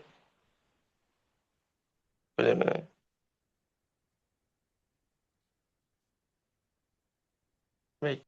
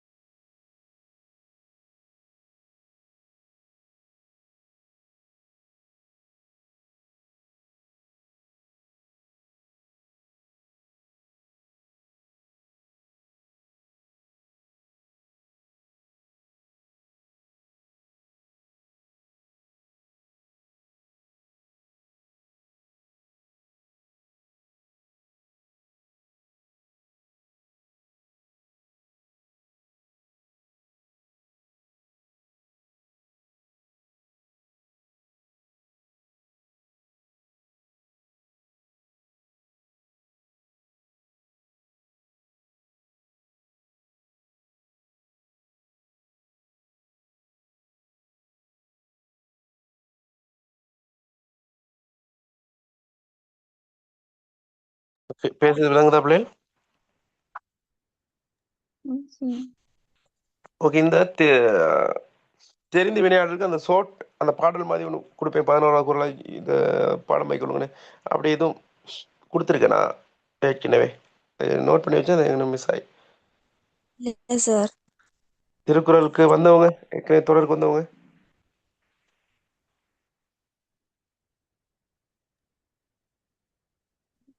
சரி நான் அதை செஞ்சு தரேன். சரியா? ஓகே.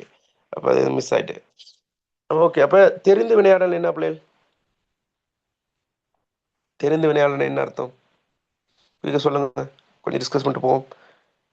தெரிந்து வினையாடல், தெரிதல் என்ன, தெரிந்து வினையாடல் என்ன அர்த்தம்? தெரிதல் என்னன்னு நம்ம படிச்சோம். ஒரு அரசன் தனக்கு கீழ் பணிபுரியக்கூடிய அமைச்சனை எப்படி தெரிகிறது, என்னென்ன வகையில தெரிகிறதுங்கிறது தெரிதல். சரியா? தெரிந்து வினையாடல்னா அவனை பணியை அமர்த்துறது. அவனை பணிக்கு அமர்த்தின பிறகு, அதாவது நல்லா ஆய்ந்து அறிந்து ஒருத்தனை தெரிவு செய்த பிறகு அவனுக்கு பணி கொடுக்கிறது, வேலை கொடுக்கிறது. அதை கொடுத்த பிறகு எப்படி அவனை திரும்ப நோட் பண்றதா, அல்லது நோட்டம் விடுறதா, அல்லது அவனோட செயற்பாட்டில் குறை சொல்றதா, அல்லது ஏற்றுக்கொண்டு போறதா, மீண்டும் அவனை பரீட்சிக்கிறதா, அப்படிங்கிற ஒரு விஷயம் எது சொல்லுது? இது தெரிந்து வினையாடல். கொஞ்சம் உற்சாகமாக பேசுங்க பிள்ளைகள். எனக்கு உற்சாகத்தை தாங்கினீங்க, உங்களுக்கு உற்சாகத்தை தந்தது நான் வீடியோலாம் போட்டு. ஓகே.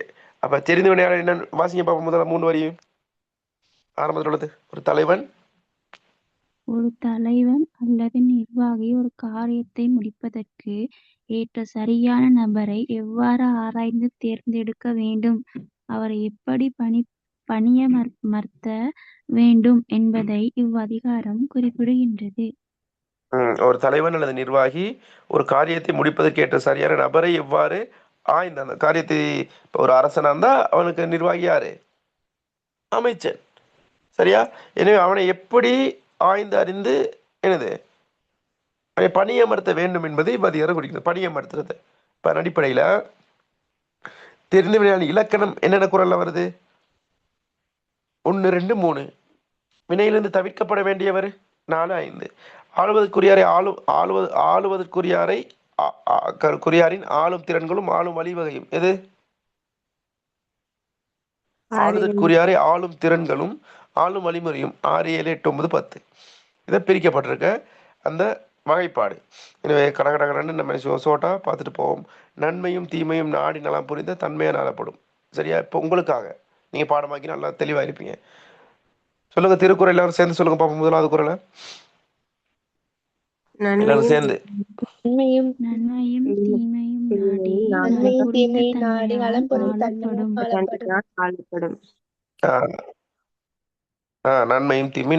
புரிந்த தன்மையான் ஆளப்படும். அப்போ ஓகே, என்ன சொல்றாங்க? நன்மையும் தீமையும் நாடி நலம் புரிந்த தன்மையான புரிந்தது. யாராவது ஒரு விளக்கம் கொடுங்க பார்ப்போம். இதுக்கான பொருளை உங்களோட மொழி இடையில சொல்லுங்க. கீழே உள்ளதை வாசிக்க தேவையில்ல, சொல்லுங்க சொல்லுங்க. குறள் ஞாபகம் எழுதிட்டீங்க, பொருள் எப்படி எழுதுவீங்க?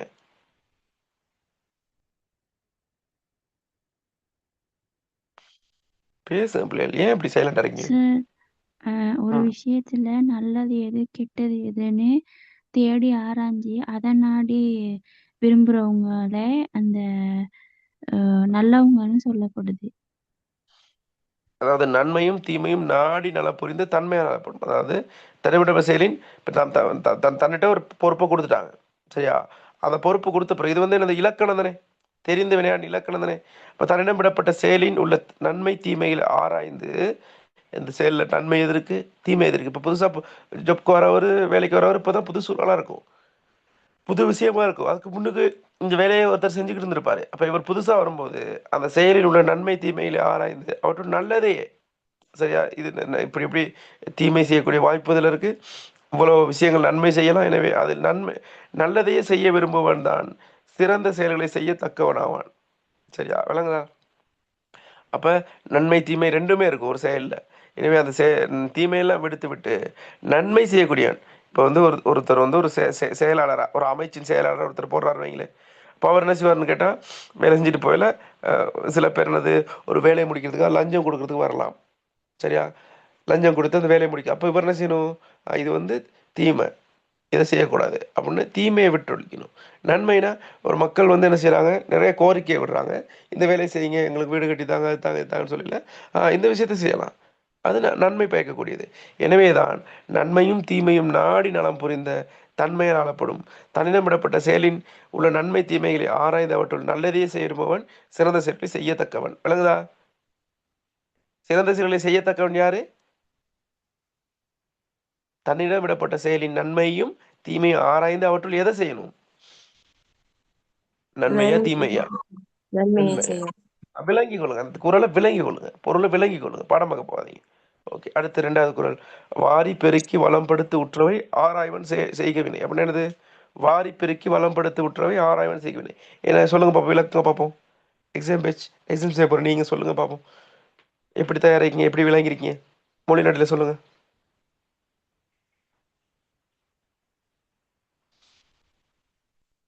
பேசுங்க. வாரி பெருக்கி வளம் படுத்து உற்றவை ஆராய்வன் செய்கவினை என்னவா?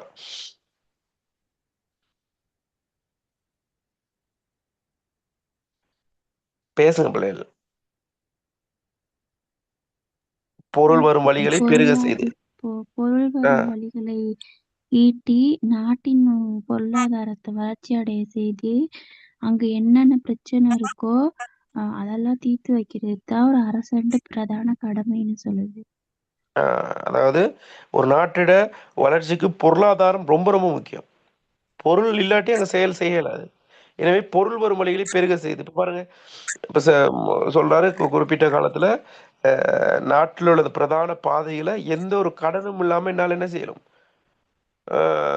அமைக்க முடியும் அப்படின்னு சொல்ல. எந்த ஒரு நாட்டிலையும் கடன் வாங்காம சொந்த நிதியிலே முடியும்னு சொல்றாரு. அது இல்லாமல் இங்கே வந்து என்னது, இங்கே ஏற்றுமதி வருமானம் கொஞ்சம் கூடி இருக்கு. இலங்கையில் வந்து ஒரு வருமானம் பொருளாதார வளர்ச்சி அபிவிருத்தி நடந்து கொண்டு இருக்கு. பொருளாதாரம் தான் இங்கே மெயின். அப்போ பொருள் வரும் வழிகளை பெருக செய்து அவற்றால் நாட்டின் நிலையை பலப்படுத்தி, பொருளாதாரத்தின் மூலம் நாட்டின் நிலையை பலப்படுத்தி, சரியா, அங்கு தோன்றும் ஏதாவது பிரச்சனைகள் வரும்போது இப்போ எதிர்கட்சியெல்லாம் பலவாறு என்ன செய்கிறாங்க, குறை சொல்கிறாங்க. எனவே அந்த இடையூறுகள் எல்லாம் நீக்க வல்லவனே அரசனுக்குரிய செயலை செய்யணும். பாருங்க, நம்மளுடைய ஜனாதிபதியெல்லாம் பயங்கரமாக விமர்சிப்பாங்க. ஆனால் ஜனாதிபதி இடையில ஒரு பார்லிமெண்ட்டுக்கு வருவார் எப்பயாச்சும் ஒரு நாள், ஒரு ஸ்பீச் தான், எல்லாத்துக்கும் ஒரு பதில் சொல்லிட்டு போயிடுவார். சரி, அந்த மாதிரி பொருள் வரும் வழிகளை பெருக செய்து அவற்றால் நாட்டின் பொருள்நிலையை பலப்படுத்தி அங்கு தோன்றும் இடையூறுகளை நீக்க உள்ளவனே அரசனுக்குரிய செயலை செய்ய வேண்டும். வாரி பெருக்கி வளம்படுத்து உற்றவை ஆராய்வான் செய்கவினை. தெளிவா? தெளிவா? அன்பு அறிவு தேற்றம் அவாவின்மை இந்நான்கும் நன்குடையான் கட்டே தெளிவு. சொல்லுங்க பாப்போம். பொருளை யாராச்சும் வேற யாராச்சும் மொழி நடையில் சொல்லுங்க, உங்க மொழி நடையில். மற்ற யாருக்கும் பேசுங்க. என்னவா?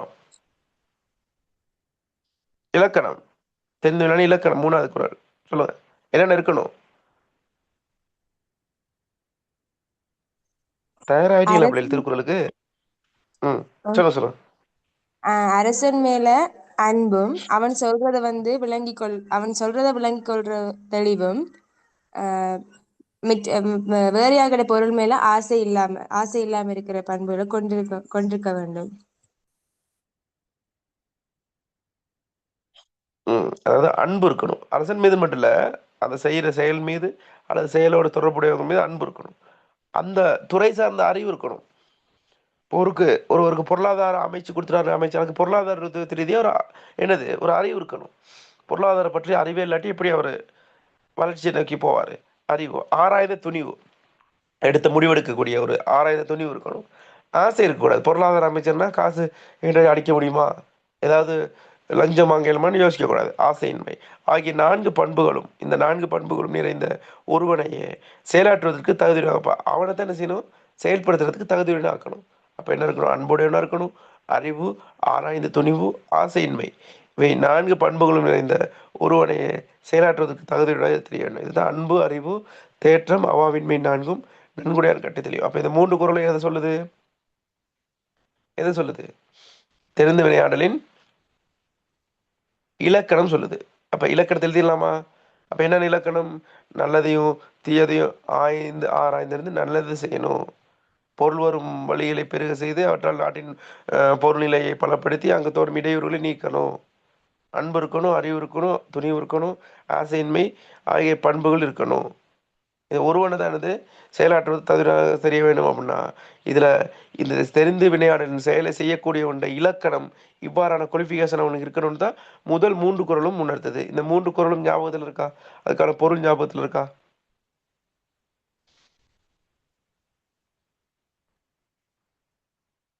அது வினையிலிருந்து தவிர்க்கப்பட வேண்டியவர் யார் யாரை நீக்கிடணும், யார் யாரை வச்சுக்கொள்ளணுங்கிற 3 இருக்கு இலக்கணம். யார் யாரை நீக்கி கொள்ளணுங்கிறது அடுத்து 4 5. சரி, 4வது குறள் சொல்லுங்க பாப்பா. என்ன சொல்ல வருது குறள்? எல்லாரும் சேர்ந்து சொல்லுங்க. எல்லாரும் சேர்ந்து எல்லா வகையிலும் எல்லா வகையா ஆ- எல்லாம் சேர்ந்து சொல்லுங்க. எல்லாரும் சேர்ந்து சொல்லுங்க. குறளை சொல்லுங்க. குறளை இணைவகையான் இணைவகையான் தெரிய தேறிய கண்ணும் வினைவகையான் வேறாகும் மாந்தல் பல. இன்னொரு தடவை. இணைவகையான் தேறிய கண்ணும் வினைவகையான் வேறாகும் மாந்தர் பல.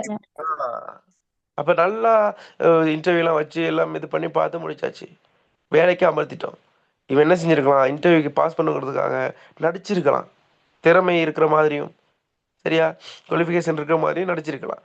ஆனா எந்த எந்த நேரத்துல புரிஞ்சுக்கொள்ளலாம்? அவன் வேலை செய்யும் போது புரிஞ்சுக்கொள்ளலாம்.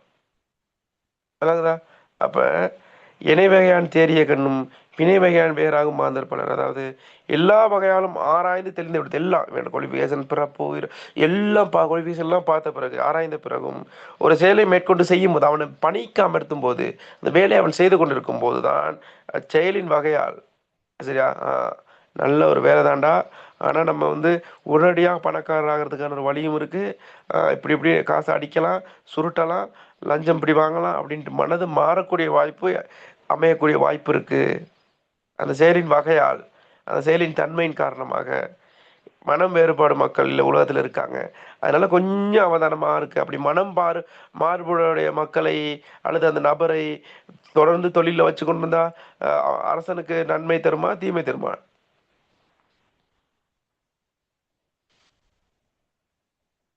தீமைதான். எனவே இணைவகையான் தேறியக்கணும் என்னத்தான் நல்லா பார்த்து ஆராய்ஞ்சு அறிஞ்சாலும் இணை வகையாலும் எல்லா வகையாலும் ஆராய்ந்து தெரிந்து விடத்தும் ஒரு செயலை மேற்கொண்டு செய்யும் போது அச்செயலின் தன் வகையால் மனம் வேறுபடும் மக்கள் உலகத்தில் பலர் உள்ளனர். ரொம்ப அவதானமா இருக்கணும். அதனால தான் நம்ம செய்யணும். 4வது குறள் வினையிலிருந்து தவிர்க்கப்பட வேண்டியவர் யாரை தவிர்க்கணும்? சும்மா முன்னாடியா சொல்லுங்க. வர மனம் மாறுபடுபவர்களை என்ன செய்யணும்? தவிர்த்து கொள்ள வேண்டும். தெளிவா? 5வது குறள் வாசிங்க. எல்லாம் சேர்ந்து குறளை சொல்லுங்க.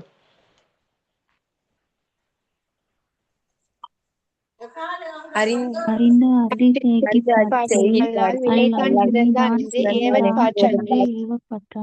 திரும்ப இருக்கா?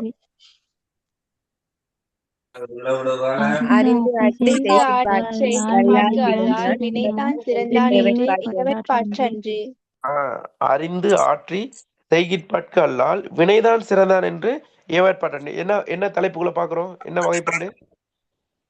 4 5 வினையிலிருந்து தவிர்க்கப்பட வேண்டியவர். அப்ப என்ன சொல்ல வராங்கன்னு கேட்டா செய்யும் உபாயங்களை அறிந்து ஆற்றி சரியா செய்யும் உபாயங்களை அறிந்து துன்பத்தை பொறுத்து செயல்படுபவனையே சரியா என்ன செய்யணும்? அறிந்து ஆற்றி செயற்பாட்கு அல்லால் நல்ல செய்யும் உபாயங்கள் அறியும் இப்படி செய்யணும் இந்த மாதிரி செய்யணும்னு சொல்றவன் ஏன்னா இடையூறு துன்பம் வந்தால் அதை பொறுத்து கொள்ளக்கூடியதா இருக்கணும் சரியா. ஏன்னா இப்படிப்பட்ட ஒருவனைய ஒரு செயலை செய்ய ஏவ வேண்டும் சரியா. அப்படிதான் எப்படிப்பட்டவனை ஏவணும்? நல்ல உபாயங்களை அறிந்து இடையூறுகளை தவிர்த்து துன்பங்களை பொறுத்து கொண்டு செயலை செய்யறவன் தான் தெரிவு செய்யணும். அவன் செஞ்சுக்கிட்டு இருக்கும்போது அன்பில் சிறந்தவன் என்று பிறர். அப்ப இவன் நமக்கு அன்பா இருக்கான். இப்போ ஒவ்வொரு ஆஃபீஸ்களில் அந்த ஒவ்வொருத்தருக்கு ஃபேவராக நடந்து கொள்கிறவர் சரி அவரை பற்றி புகழ்றது, அவரை விட்டு கொடுக்காம இருக்கிறது, ஐஸ் அடிக்கிறது அந்த மாதிரி இருக்குது தானே. அந்த மாதிரி ஆக்களை வச்சுக்கணும் தான் செயல் நடக்காது. அவருக்கு சந்தோஷமா இருக்கும், புகழ்ந்துக்கிட்டு இருப்பாங்க. அப்போ அந்த அன்பின் நிமித்தம் மட்டும் இவன் அன்பின் சிறந்தவன், இவன் நம்மை புகழ்ந்து பேசுகிறான் அப்படின்னு மட்டும் என்ன செய்யக்கூடாது? ஒன்று தெரிவு செய்யக்கூடாது. எப்படிப்பட்டது தெரிவு செய்யணும்? உபாயங்களை அறிந்து துன்பத்தை பொறுத்து எனது செயற்படுவது செய்யணுமே ஒழிய இவன் அன்பானவன் அப்படிங்கிறத மட்டும் என்ன செய்யக்கூடாது, தெரிவு செய்யக்கூடாது. விளங்கிச்சா? அப்போ 4, 5 என்னது, வினையிலிருந்து தவிர்க்கப்பட வேண்டியவர். விளங்கிட்டா? முதல் 3 குறள் என்னது, தெரிந்தவன் இலக்கணம். ஞாபகத்தில் வருதா வரலையா?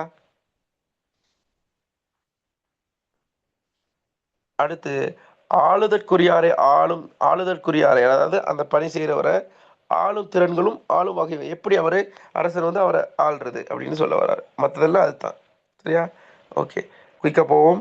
குறளை வாசிங்க எல்லாரும் எல்லாரும்.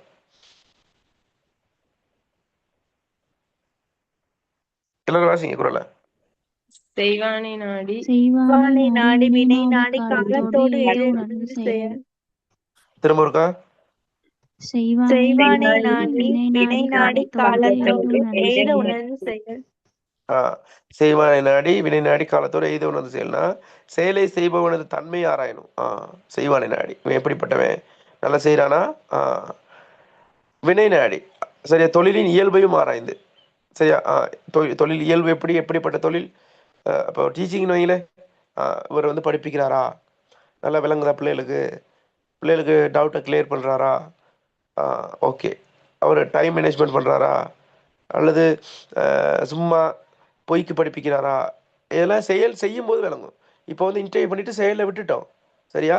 எனவே இப்படி இருக்கும்போது செயலை செய்பவனது தன்மையை ஆராய்ந்து அவன் எப்படிப்பட்டவன், தொழிலின் இயல்பையும் ஆராய்ந்து அது காலத்தோடு பொருந்துவது, அது காலத்தோடு பொருந்துதா, சரியா, ஆராய்ந்து அத்தொழிலை அவனிடம் ஒப்படைக்க வேண்டும். அப்படிப்பட்டவனை தான் ஒப்படைக்கணுமே ஒழிய எப்படி செயலை செய்பவன தன்மையை உணரணும், இந்த ஒரு இதுக்கு லாய்க்கப்படுவானான்ட்டு தொழிலின் இயல்புக்கும் அதுக்கும் சம்மந்தப்படணும். இப்போ வந்து ஒரு கதை சொல்லுவார் விஜய், ஒரு படத்தில் சொல்லுவார், என்கிட்ட ஒரு கதை ஒன்று, படத்துல இல்லை, ஒரு ஒரு ஒரு இசை நிகழ்ச்சியில் இதுலையோ, அதாவது ஒருத்தனை ஒரு பட்டாசு கடையில் வேலை பார்க்குறவனை ஒரு பூக்கடையில் வேலை பார்க்குறவனை ஒரு பட்டாசு கடையில் வேலை பார்க்க வச்ச என்ன செய்வான் அவன், அவன் தொழில் தன்மை என்ன, காலையில் பூக்கடையில் வேலை செய்யல என்ன செய்வான், என்னது அந்த பூக்களுக்கு என்ன செய்வான், தண்ணி தெளிப்பான் வாடாமல் இருக்கிறதுக்கு. அந்த தொழிலின் இயல்பு அவன் அதிலேயே சிறப்பு தெரிச்சு அடைஞ்சவன். திடீர்னு பட்டாசு கடையில் போட்டான் என்ன செய்வான், அந்த பட்டாசுக்கு என்ன செய்வான், தண்ணி தெளிக்கிற பழக்கத்துக்கு போயிடுவான், அந்த பழக்க தோசத்தில். அந்த மாதிரி எவனுக்கு எந்தெந்த வேலை தெரியுமோ அவனவனுக்கு அந்த வேலையை கொடுக்கணும். சரியா? அப்போ செயலை செய்பவனது தன்மையை ஆராய்ந்து தொழிலின் இயல்பையும் ஆராய்ந்து அது காலத்தோடு பொருந்தணும். பட்டாசை ஒரு தீபாவளி அந்த மாதிரி ஒரு பண்டிகை காலங்களில் விற்கிறது பொருத்தமா, இல்லை சாதாரண நாட்களில் எது குயிக்காக விற்பனை ஆகும், அது நல்லா செய்யும்போது அப்போ அந்த இது. அதே மாதிரி குளிர்காலங்களில் ஐஸ் விற்கணும். சரியா? விற்கலுமா குளிர்காலங்களில் ஐஸ் விற்கலுமா, பொருத்தமா இல்லை. அப்போ கோடை காலத்தில் தான் விற்கணும். அப்போ காலம் இருக்கணும். சரி, அந்த மாதிரி செயலை செய்பவனது தன்மை ஆராய்ந்து தொழிலின் இயல்பையும் ஆராய்ந்து அது காலத்தோடு பொருந்துவதையும் ஆராய்ந்து அத்தொழிலை அவனும் ஒப்படைக்க வேண்டும். இல்லாட்டி அவனை ஒப்படைக்கணுமா, அவன் தன்மை சிறப்பு இல்லை, அவன் இயல்பு நல்லா இல்லை, காலத்தோடும் பொருந்தும் செய்ய மாட்டேனான். சரியா? அவன்கிட்ட ஒப்படைக்கலுமா இதை செயற்பாட செயலை சொல்லுங்க, ஒப்படைக்க இயலாது. எனவே குறளை வாசிங்க, இப்ப வாசிங்க. செய்வானை நாடி வினை நாடி காலத்தோடு எய்தவன் என்று சொல்லி. Very good. சரி, அப்ப 7வது குறளுக்கு போமா. ஏன் உலகம் விளங்கப்படுத்துறோம், உங்களுக்கு விளங்கி கொள்ளணும். பிள்ளைகள் பாடமாக்க போறதுல விளங்கி கொள்ளுங்க. உங்க மொழி நடையில் எழுத போறீங்க, அந்த டைம்ல எது உங்களுக்கு ஞாபகம் வருதோ, ஏதாவது ஒரு கதை ஞாபகம் வந்து டக்குன்னு எழுதலாம்.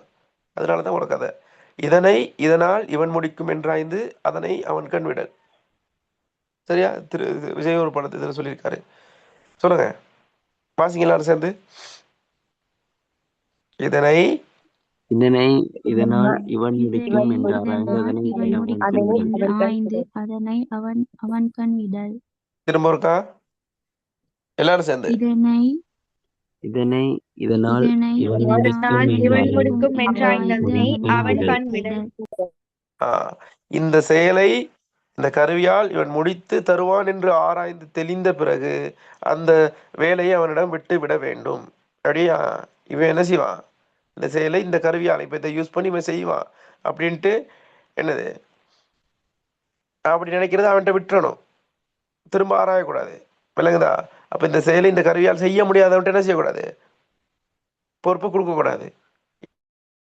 இதனால் இவன் முடிக்கும் என்றாய்ந்து அதனை அவன் கண்விடு. இந்த செயலை இந்த கருவியால் இவன் முடித்து தருவான் என்று ஆராய்ந்து தெளிந்த பிறகு அந்த வேலையை அவனிடத்தில் விட்டு விட வேண்டும். சரியா? ஓகே. அடுத்த 8வது, வினைக்கு உரிமை நாடிய பின்றை அவனை அதற்குரியதாக செல். சொல்லுங்க பாப்பா குரலை.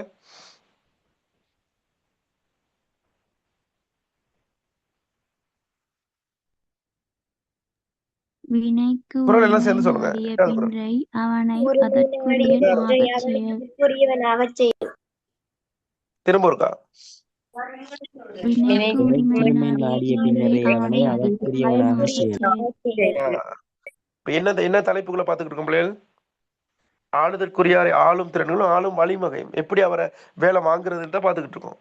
அப்போ வினைக்கண் வினையுடையானை கேள்வி, அதாவது என்ன சொல்றாங்க, வினைக்கு உரிமை நாடிய பின்றை அவனை அதற்குரிய, அதாவது ஒருவனை ஒரு தொழில் செய்வதற்கு உரியவனாக ஆராய்ந்து தெளிந்த பிறகு அவன் செய்வான் அப்படின்னு தெரிவு செஞ்ச பிறகு என்ன செய்யக்கூடாது, தொழிலுக்கு உரிமையுடையனாக செய்ய வேண்டும். அதை தொழிலை கொடுத்துடணும்.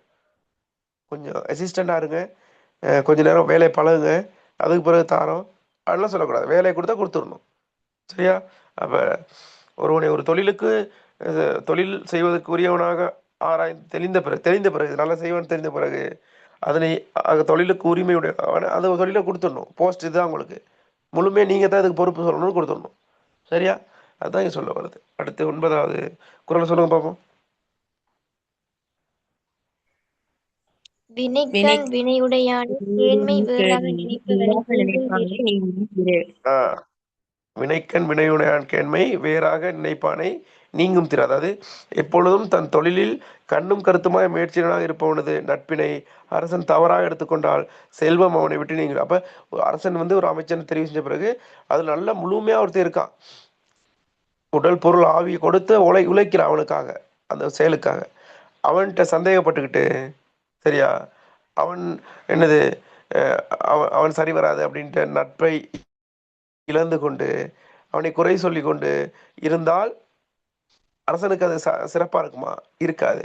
எனவே என்ன சொல்றாரு, எப்பொழுதும் தன் தொழிலின் கண்ணும் கருத்துமாய் முயற்சியுடனாக இருப்பவனது நட்பினை அரசன் தவறாக எடுத்துக்கொண்டால், தவறாக எடுத்துக்கொள்ளக்கூடாது. அப்படி எடுத்துக்கொண்டால் செல்வம் அவனை விட்டு நீங்க. செல்வம்னா காசு பொருள் மட்டும் இல்ல, அவன் ஆட்சி இல்லாம கூட போயிடும். ஏன்னா அவன் வலது கையை அவன் தான். அவனை என்ன செய்யணும், ஒரு சிறப்பான வகையில வச்சுக்கொள்ளணும், சந்தேகப்படக்கூடாது, தவறாக எடுத்துக்கொள்ளக்கூடாது. சரியா? ஓகே.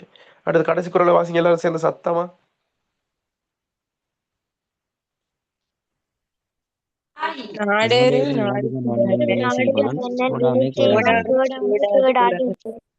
திரும்ப இருக்கா?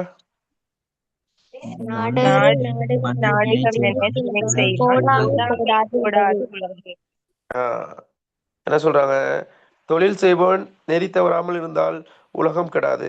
அதனால் அரசன் அவன் செயலை நாள்தோறும் ஆராய வேண்டும். என்ன செய்யணுமா, எப்படி அவர் வினை ஆள்றது, தொழில் செய்வன் நெறி தவறாமல் இருந்தால் உலகம் கிடையாது. அவன் நெறி தவறாமல் போகணும். பெஸ்ட்ல சொல்லுவாங்க, புது தும்பு தடி பெஸ்ட்ல நல்லா கூட்டுன்னு ஒரு பழமொழி இருக்கு தெரியுமா? புது தும்பு கட்ட பெஸ்ட்ல நல்லா கூட்டும் அப்படின்னு சொல்லுவாங்க.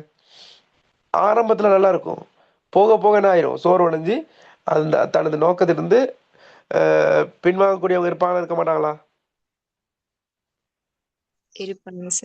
இருப்பாங்க. ஆதலால் அரசன் அவன் செயலை நாள்தோறும் ஆராயணும். எந்த நாளும் பார்க்கணும், போய் அங்க வேலைஞ்சு இருக்கலோட இருக்கக்கூடாது, லைட்டா கண்டுன்னு வச்சுக்கொள்ளணும். ஆள் என்ன செய்யறானா இல்லையா, என்ன மாதிரி அப்படிங்கிறது பார்த்து கொண்டு இருந்தா தான் என்னது சிறப்பா இருக்கும். சரியா? வேலைக்கு விட்டுட்டோன்ட்டு கண்ணும் கருத்தமா இல்லாம இருந்தா சிக்கலாயிரும். இப்போ கோட்டாபய ராஜபக்சே ஆயிரும். சரியா? அவர் செய்த குற்றங்களுக்கு பாதி அவருக்கு பின்னுக்கு இருந்தவங்க நம்பி வைத்திருந்தவங்க தான் வச்சு செஞ்சுட்டு போயிட்டாங்க. கடைசியில் அது குற்றவாளியானது கோட்டா தான். விளங்குது? அந்த மாதிரி சிக்கல் வந்துடும். இப்போ நேற்று ஒருத்தர் கைது செஞ்சாங்க தெரியுமா? முன்னாள் கல்வி அமைச்சர் கைது செஞ்சாங்க, செய்தியில கேட்டீங்களா? யார் அவர்? பொதறிவுன்னு ஒரு பாடம் இருக்கு பிள்ளைகள், உங்களுக்கு தெரியுமா? அதுல குறிப்பிட்ட 30 புள்ளிகள் எடுத்தா தான் நீங்க 3 எடுத்தாலும் யூனிவர்சிட்டி போகலாம். அது அப்படி இல்லைன்னா திரும்ப என்ன செய்யணும், திரும்ப நீங்க அதை எடுத்து கொடுத்து தான் போகணும். ஒரு வருஷம் வீணாயிரும். ஜெனரல் நாலேஜ், அரசியல், அகில விராஜ் காரியவசம் என்ன குற்றம் செஞ்சாரு? ஜனாதிபதியின் அப்புறம் வந்து ரணில் இருந்தார் தானே அந்த டைமில், ஜனாதிபதியின் ஆலோசகர்னு பேரில் க்ரௌட் கொஞ்சம் பேர் எடுத்து அவருக்கு அந்த அப்பாயின்மெண்ட்டில் பெட்ரோல் செட்க்கு வேலைக்கு போட்டிருக்காரு. சரியா? அந்த மாதிரி அதில் நிறைய அரசுக்கு வந்து அரசு நிதியை பயன்படுத்திட்டாருன்ட்டு குற்றம். அந்த மாதிரி நடக்கும். அதனால் என்ன செய்யணும்? அவதானமாக இருக்கணும். யார் வினைக்கு உட்படுத்துறவர தொடர்ச்சியாக என்ன செய்யணும்? ஆராய்ச்சி கொண்டு இருக்கணும். விளங்குதா? அப்போ இந்த 10 குறள் உங்களுக்கு தெளிவாயிடுச்சா பிள்ளைகள்? இந்த அதிகாரம் வந்து செய்யக்கூடியதா இருக்குமா? செய்யலாம். பாருங்க, அதனால நோட்ஸ் கொடுத்துருக்கேன். சரியா? அப்போ அதன் அடிப்படையில் இதெல்லாம் பார்த்துட்டு நீங்கள் செய்யலாம். பாருங்க, அதெல்லாம் பிரித்து கொடுத்துருக்கேன். சரியா? எல்லாம் இப்போ இதை வந்து இப்படியும் பிரிக்கக்கூடிய வாய்ப்பு இருக்கு பிள்ளைகள். இது வந்து கடைசியாக பிரித்தது இப்படி தான் பிரதானமாக. சம்டைம் இப்படி கேள்வி வந்துட்டா இப்படி என்னது பாருங்க, தெரிந்து வினையாளரின் இலக்கணம் 1, 2, 3 கூட ஆகலாம். அந்த 3ஆவதும் ஒரு இலக்கணமாக தான் இருக்கு. வினை என்று தடுக்கப்பட வேண்டியவர்கள். சரியா? 4 வெயிட்டுங்களா? அது நீங்கள் ஃபர்ஸ்ட்ல உள்ளது ரெடியாகுங்க. சம்டைம் இப்படி கேள்வி கேட்டால் அதுக்கேற்ற மாதிரி மாற்றிக்கொள்ளணும். அந்த திறமை இருக்கணும். நம்ம முழுமையாக உங்களுக்கு என்ன செய்யணும்? அந்த குறளும் பொருளும் அந்த விளக்கமும் தான் ஈஸியாக செஞ்சு போடலாம். சரியா? அடுத்து வினையினது இயல்பு, அடுத்து வினையாலும் திறன், இப்படியும் மாற்றலாம். சரி, எப்படியும் நீங்கள் 2க்கும் ரெடியாகுங்க. எப்படி கேள்வி வருதோ அதுக்கேற்ற மாதிரி நீங்கள் குறள் அதுக்குள்ளே செட் பண்ணி விட்டீங்கன்னா சரி. விளங்குதா? ஓகே. அதில் அடிப்படையில் இந்த கொஞ்சம் திரும்ப பாருங்க பிள்ளைகள். தெரிந்து வினையாடல். அப்போ நம்ம முக்கியமான 3 அதிகாரத்தையும் பார்த்துட்டோமா இல்லையா? பார்த்துட்டோம் சார். நம்ம அப்போ பாருங்க, முதல்ல சங்க செயல்கள் எல்லாம் பார்த்துட்டோம். அடுத்து குகப்படத்தில் 2 அனுமத்தை பார்க்கறக்கு. அடுத்து அப்படியே பாருங்க வரும் பட்சத்தில் என்னது திருக்குறளில் எல்லா அதிகாரம் பார்த்துட்டோம். அப்படியே அடுத்ததுக்கு போவோம். இது பார்த்துட்டோம், குகப்படலாம் பார்த்துட்டு. பெரிய கேள்வி சிறுகதையில் பார்த்துருந்தேன் பிள்ளைகள. சிறுகதையில் கூத்து பார்த்தோமா? எனக்கு வயது 13. பார்க்கல சார். எனக்கு வயது 13 பார்க்கல. அடுத்து இருத்துயிரங்கள் நாடகம் பார்த்தோம். அப்படியே கவிதை பகுதியில் என்ன பார்த்தோம்? வீசாதீர் பார்த்துட்டோம். ஏன்னா மாநில சக்தி பார்த்துட்டோம், பாரதியார் பார்த்துட்டோம், உதயசூரியன் மட்டும் பார்க்கறக்கு. அடுத்து இதெல்லாம் பார்த்துட்டோம். அப்படியே போகும்போது தொண்டு படிப்பிச்சுதான் இல்லையா? தொண்டு பார்த்து கொடுங்க, நான் ரெக்கார்டிங் போட்டு விடுறேன். அடுத்து கட்டுரையில் சம்பாசனை உருக்களை பார்த்தோம். சரியா? திருவாசகம் படிப்பிச்சுதானே? சிலப்பதிகாரம் பார்த்துட்டோம். பெரும்பாலும் பார்த்தாச்சு. மற்றதெல்லாம் நீங்கள் படிச்சுக்கொள்ளுங்க. அது படிச்சுக்கொள்ளலாம். பெரும்பாலும் பார்த்தாச்சு. காரணம் தான் கொஞ்சம் பார்த்துக்கொள்ளுங்க.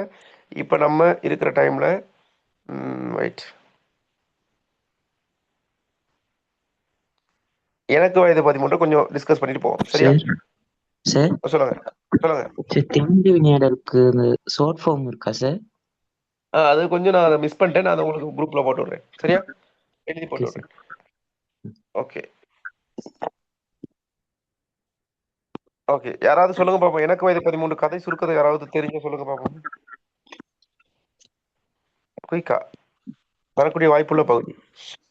கதை சுருக்கதை யாராவது சொல்லுங்க. ஒரு ஊர்ல ஒரு நரி, அதோட கதை சரியாங்கிற மாதிரி சொல்லுங்க பாப்போம். அந்த கதை சுருக்கத்தை சும்மா சோட்டா சொல்றவங்க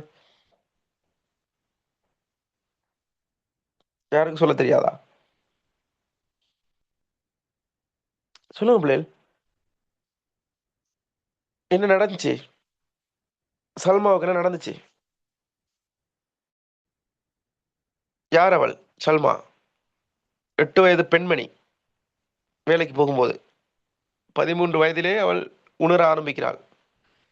தான் அடிமைப்பட்டதை உணர்கிறாள். இந்த உலகம் என்னை பாகுபாடாக பார்க்கிறது. எனது மதம் சமத்துவத்தை போதித்தாலும் கூட ஆனால் மனிதர்கள் சமத்துவமாக நடந்து கொள்ளவில்லை. எனது தாய் வயிற்றை எங்களை வைத்து பிழைத்துக் கொண்டிருக்கிறாள். அது சரியா தவறா என்று அவளுக்கு புரியவில்லை. இவள் தாயின் பொறுப்பை கடமையை உணர்கிறாளா, உணர்ந்து செய்கிறாளா என்கின்ற சந்தேகம் அவளுக்கு அடிக்கடி வருகின்றது. காலை முதல் மாலை வரை உழைத்து ஓடாய் தேய்கிறாள். சிறு பிள்ளைக்கு கிடைக்கக்கூடிய அந்த அன்பு, பாசம், நேசம், அவளது சிறிய சிறிய ஆசைகள், உடை உடுத்துதலிருந்து நடை உடை பாவனை அனைத்தும் இங்கு புதைக்கப்படுகிறது. அந்த வீட்டில் உள்ள போடியாரின் மனைவி அவளை அன்பாக பார்த்து கொண்டிருக்க சாயலில் அவளது அந்த சிறு பராய உணர்வுகளை என்ன செய்கிறாள்? கேள்விக்குட்படுத்துகிறாள். அவள் மனதை புண்படுத்துகிறாள். அந்த விஷயம் அப்படியே வருது. சரியா? எனவே இவ்வாறு இருக்கிற சந்தர்ப்பத்தில் இவள் தான் பாகுபாடாக பார்க்கின்ற நிலையில் அந்த கோப்பை சொல்லுவாள், அழகாக சொல்லுவாள், நல்ல நல்ல வசனங்கள். பாகுபாடாக பார்க்கின்ற நிலையிலே இந்த வாழ்க்கை இப்படியே சென்று விட்டால் தனது வாழ்க்கை கேள்விக்குறி ஆகிவிடும் என்ற காரணத்தினால் ஒரு முக்கியமான முடிவு எடுக்கிறாள். அந்த வீட்டை விட்டு திறந்து எங்க போறாள்? வீட்டை விட்டு எங்க போறாள்?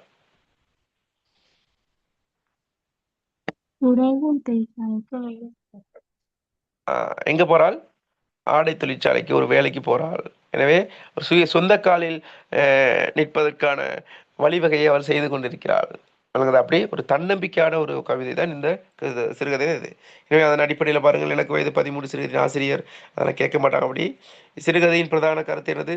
சமூக ஒடுக்குமுறைக்கும் ஏற்றத்தாழ்வுக்கும் எதிரான விழிப்புணர்வுகளும் வாழ்வின் வெற்றிக்கான நம்பிக்கையும் செயற்பாடும் சிறுகதையின் அடிநாதமாகும். எனக்கு வயது 13 சிறுகதையின் கதாபாத்திரங்கள்: சல்மா, போடியாரின் மனைவி, சல்மாவின் தாயார் ஆசியா, சிக்கந்தர் போடியார், போடியாரின் மகன் தாகா, போடியாரின் மகள் சரீனா. சரியா? ஓகே. சல்மா இங்க குணப்பண்புகள் விளக்க சொல்லுவாங்க. சல்மா பத்தி சொல்லுங்கப்பா. வாசிங்க. ஒரு ஆள் வாசிக்காத ஆள் வாச்சா நல்லம். இவ்வளவு நேரம் வாசிக்காதவங்க வாசிங்க பாப்போம். சல்மாவை பத்தி வாசிங்க. 13 வயதுடைய சிறுமி இவள் 5 வருடங்களாக சிக்கந்த போடியாரது வீடே தனது உலகமென்று வாழ்பவள். வெறும் 15 ரூபாய்க்கே வேலைக்காரியாக பணி செய்பவள். தந்தையை இழந்தவள். பிறந்ததற்காகவே இந்த மண்ணில் வாழ்வோம் என கருதி வாழ்பவள். தாயாரின் கஷ்டமான நிலை குறித்து கவலைப்படுபவள். தனது சிறு சிறு ஆசைகளை கூட நிறைவேற்ற முடியாதவளாய் தன் மனதிற்குள்ளே புதைந்தவளாக காணப்படுகின்றாள். பாசத்துக்காக துடிப்பவள்.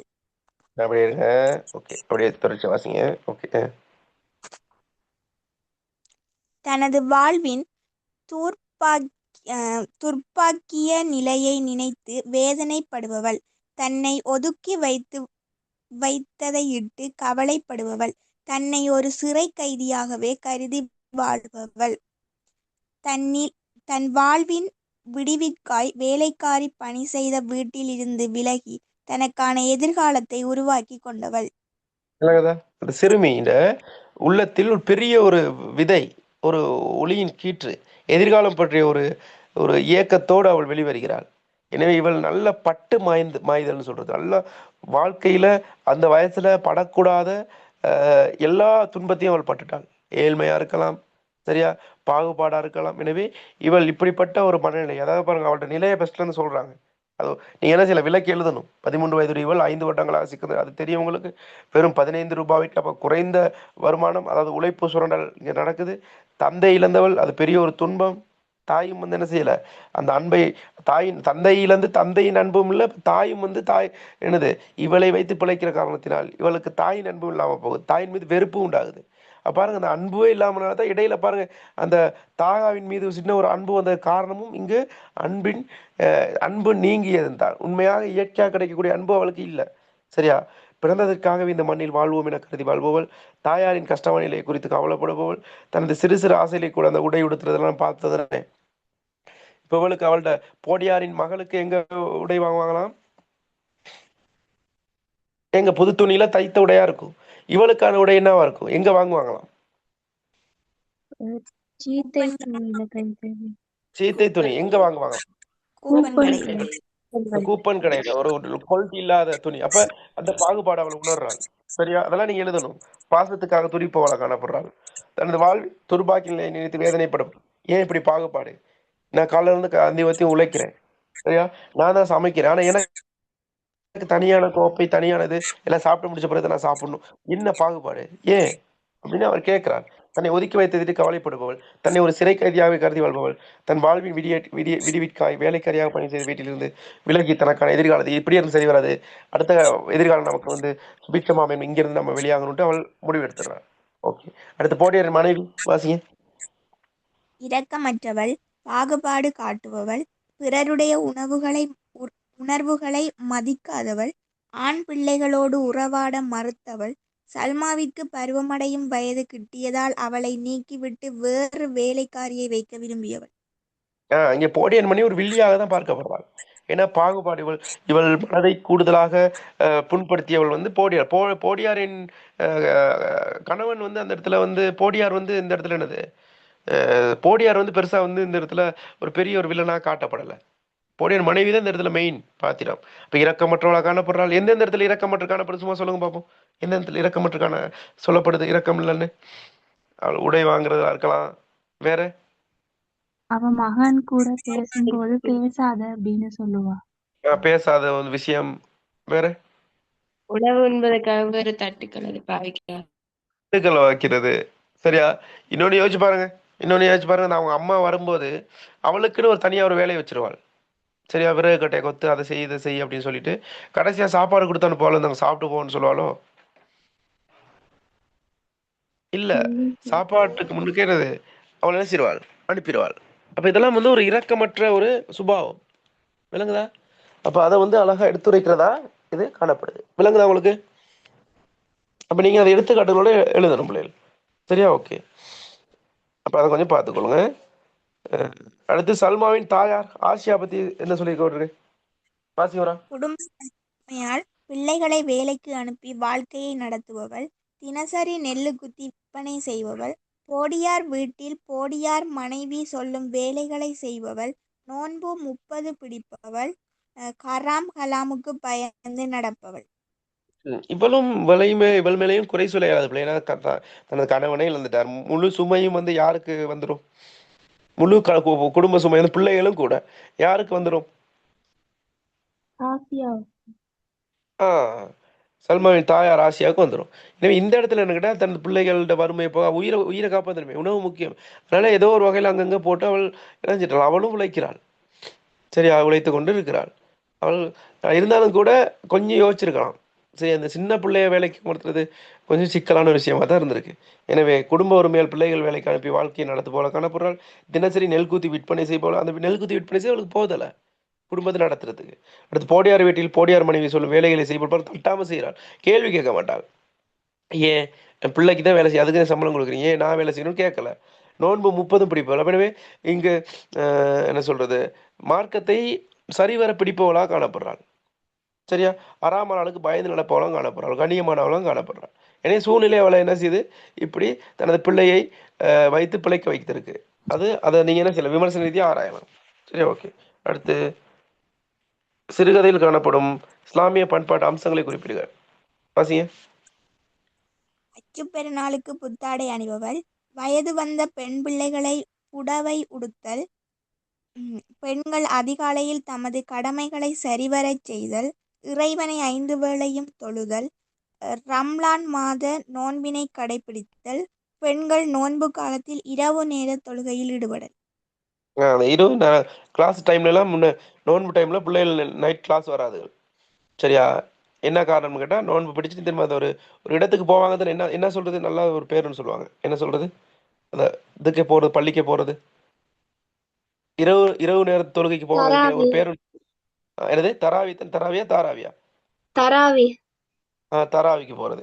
அந்த விஷயம்லாம் இதுல சொல்லப்படுது. எனவே இங்கு இது வந்து எனது அந்த இஸ்லாமிய பண்பாட்டு அம்சங்கள் நிறைய இதுல இருக்கு. அதை ஃபில்டர் பண்ணி எடுத்து வச்சிருக்கேன். அதை கொஞ்சம் விளங்கிக் கொள்ளுங்க. அதை விளக்கி எழுதணும் நீங்க அப்படின்னு கேட்டால். சரியா? ஓகே.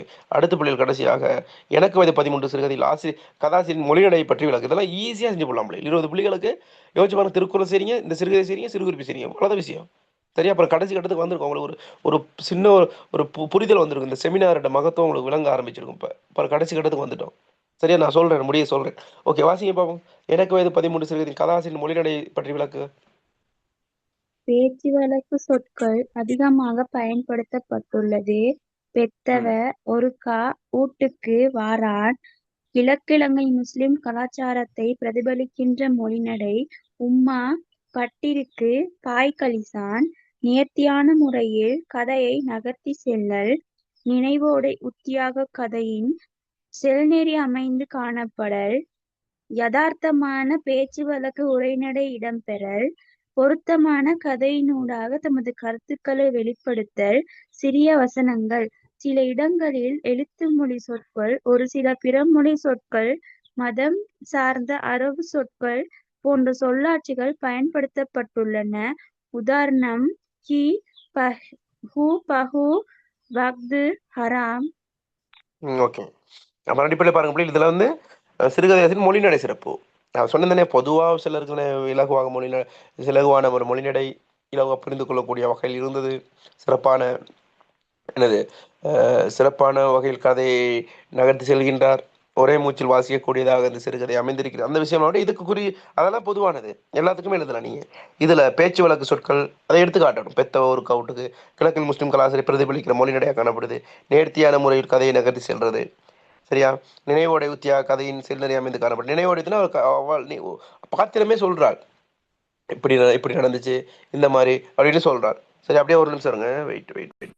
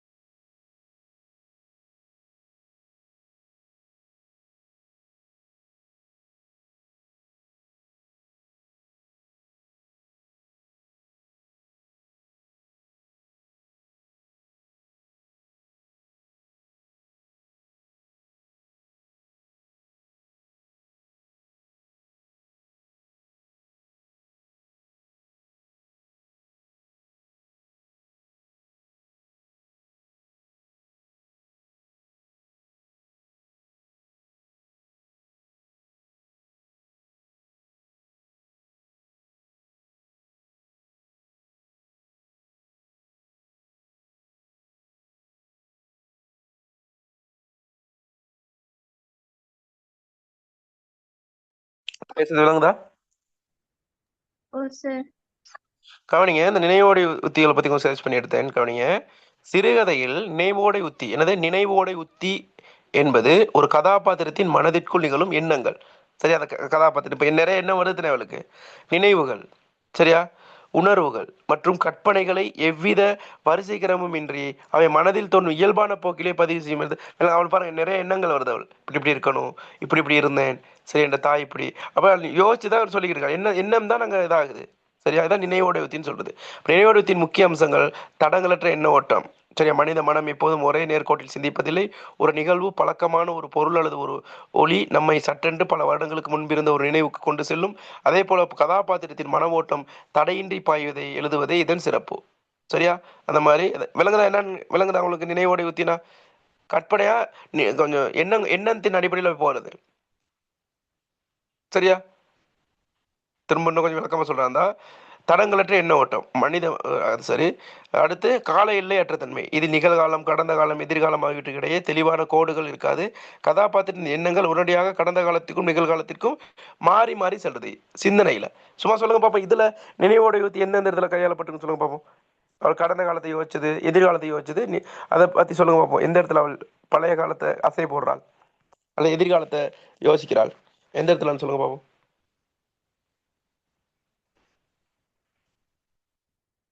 அவங்க அம்மாவை பத்தி சொல்லும்போது, அவங்க அம்மாவை பத்தி சொல்றாள் தானே, இவள் எனது தொழுவாள், இப்படி வந்து பிள்ளைகளை வந்து என்ன செய்றாள், பிள்ளைகளை வேலைக்கு அமர்த்தி பிழைக்கிறாள். இதெல்லாம் வந்து என்னது, இது எண்ணம் அவள்கிட்ட, இவளை பத்தியான எண்ணம், கடந்த கால நினைவுகளை கொண்டுட்டு வராள், நிகழ்காலத்துல சொல்றாள். எதிர்கால எண்ணம் எங்க இருக்கு? நினைவோட யுத்தி எங்க, எதை சொல்றாள்?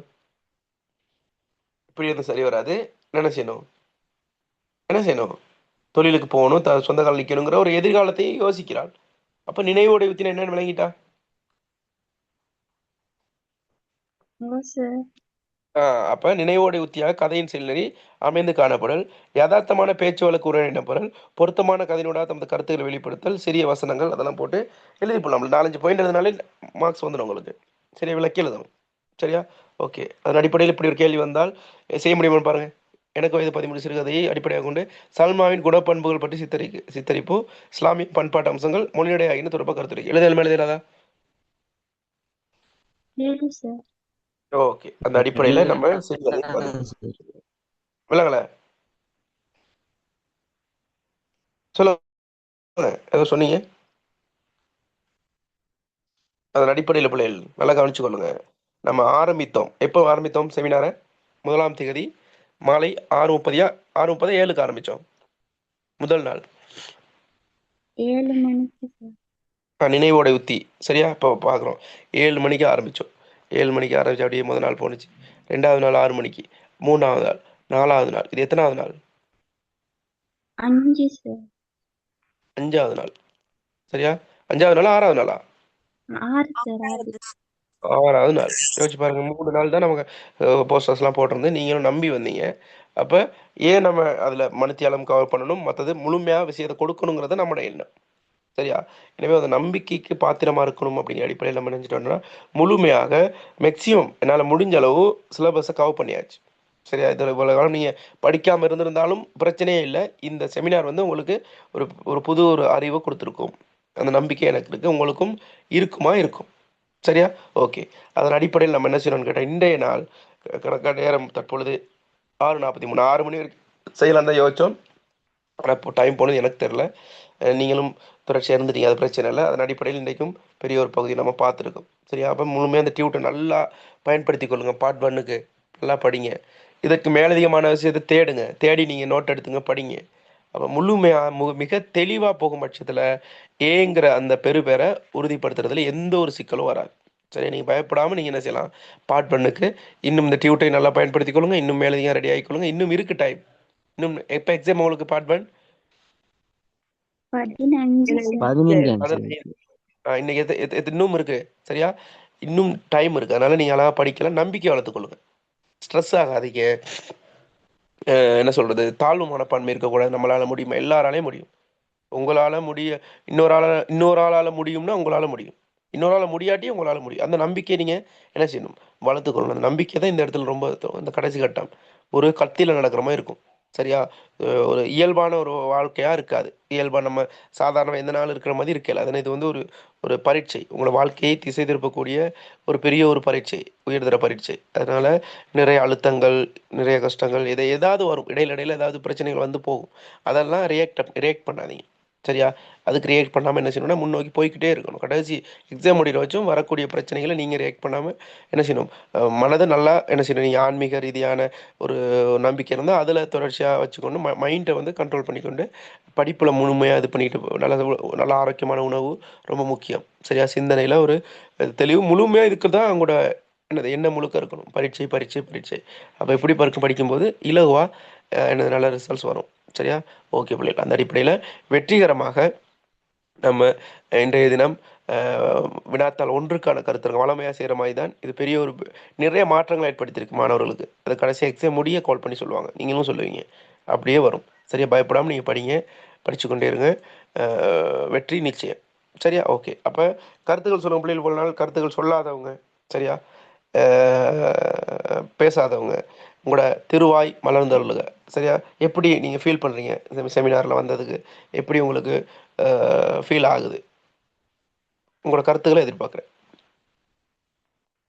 கடைசி இன்றையோட முடியுது பார்ட் 1. பார்ட் 2 மற்ற பிள்ளைகள் தயவு செய்து நீங்கள் வந்தீங்க, உங்களை எக்ஸ்பீரியன்ஸ் எடுத்தீங்க. எனவே நிறைய பேருக்கு நம்பிக்கை ஊட்டுறதுக்காக தான் நேற்று நைட்டும் செஞ்சோம். நிறைய பேர் நினைவாங்க இன்னைக்கு.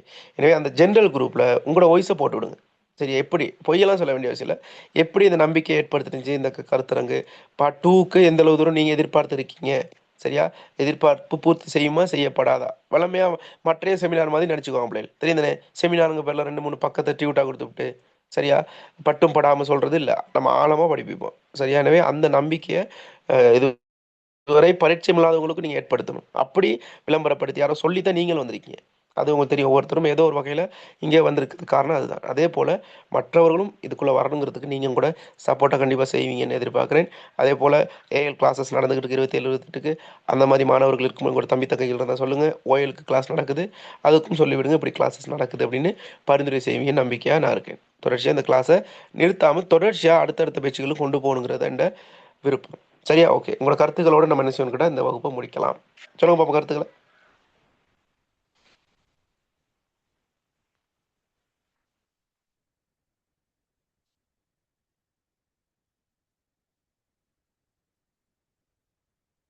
பேசுங்க பிள்ளைகள்.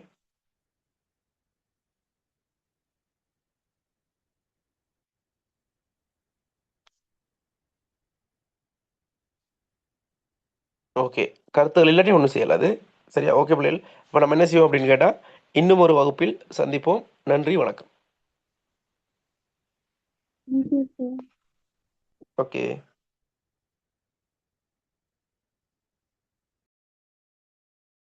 Thank you sir. Okay, okay. Thank you thank you sir. Okay. Wish you all the best. Thank you. Okay.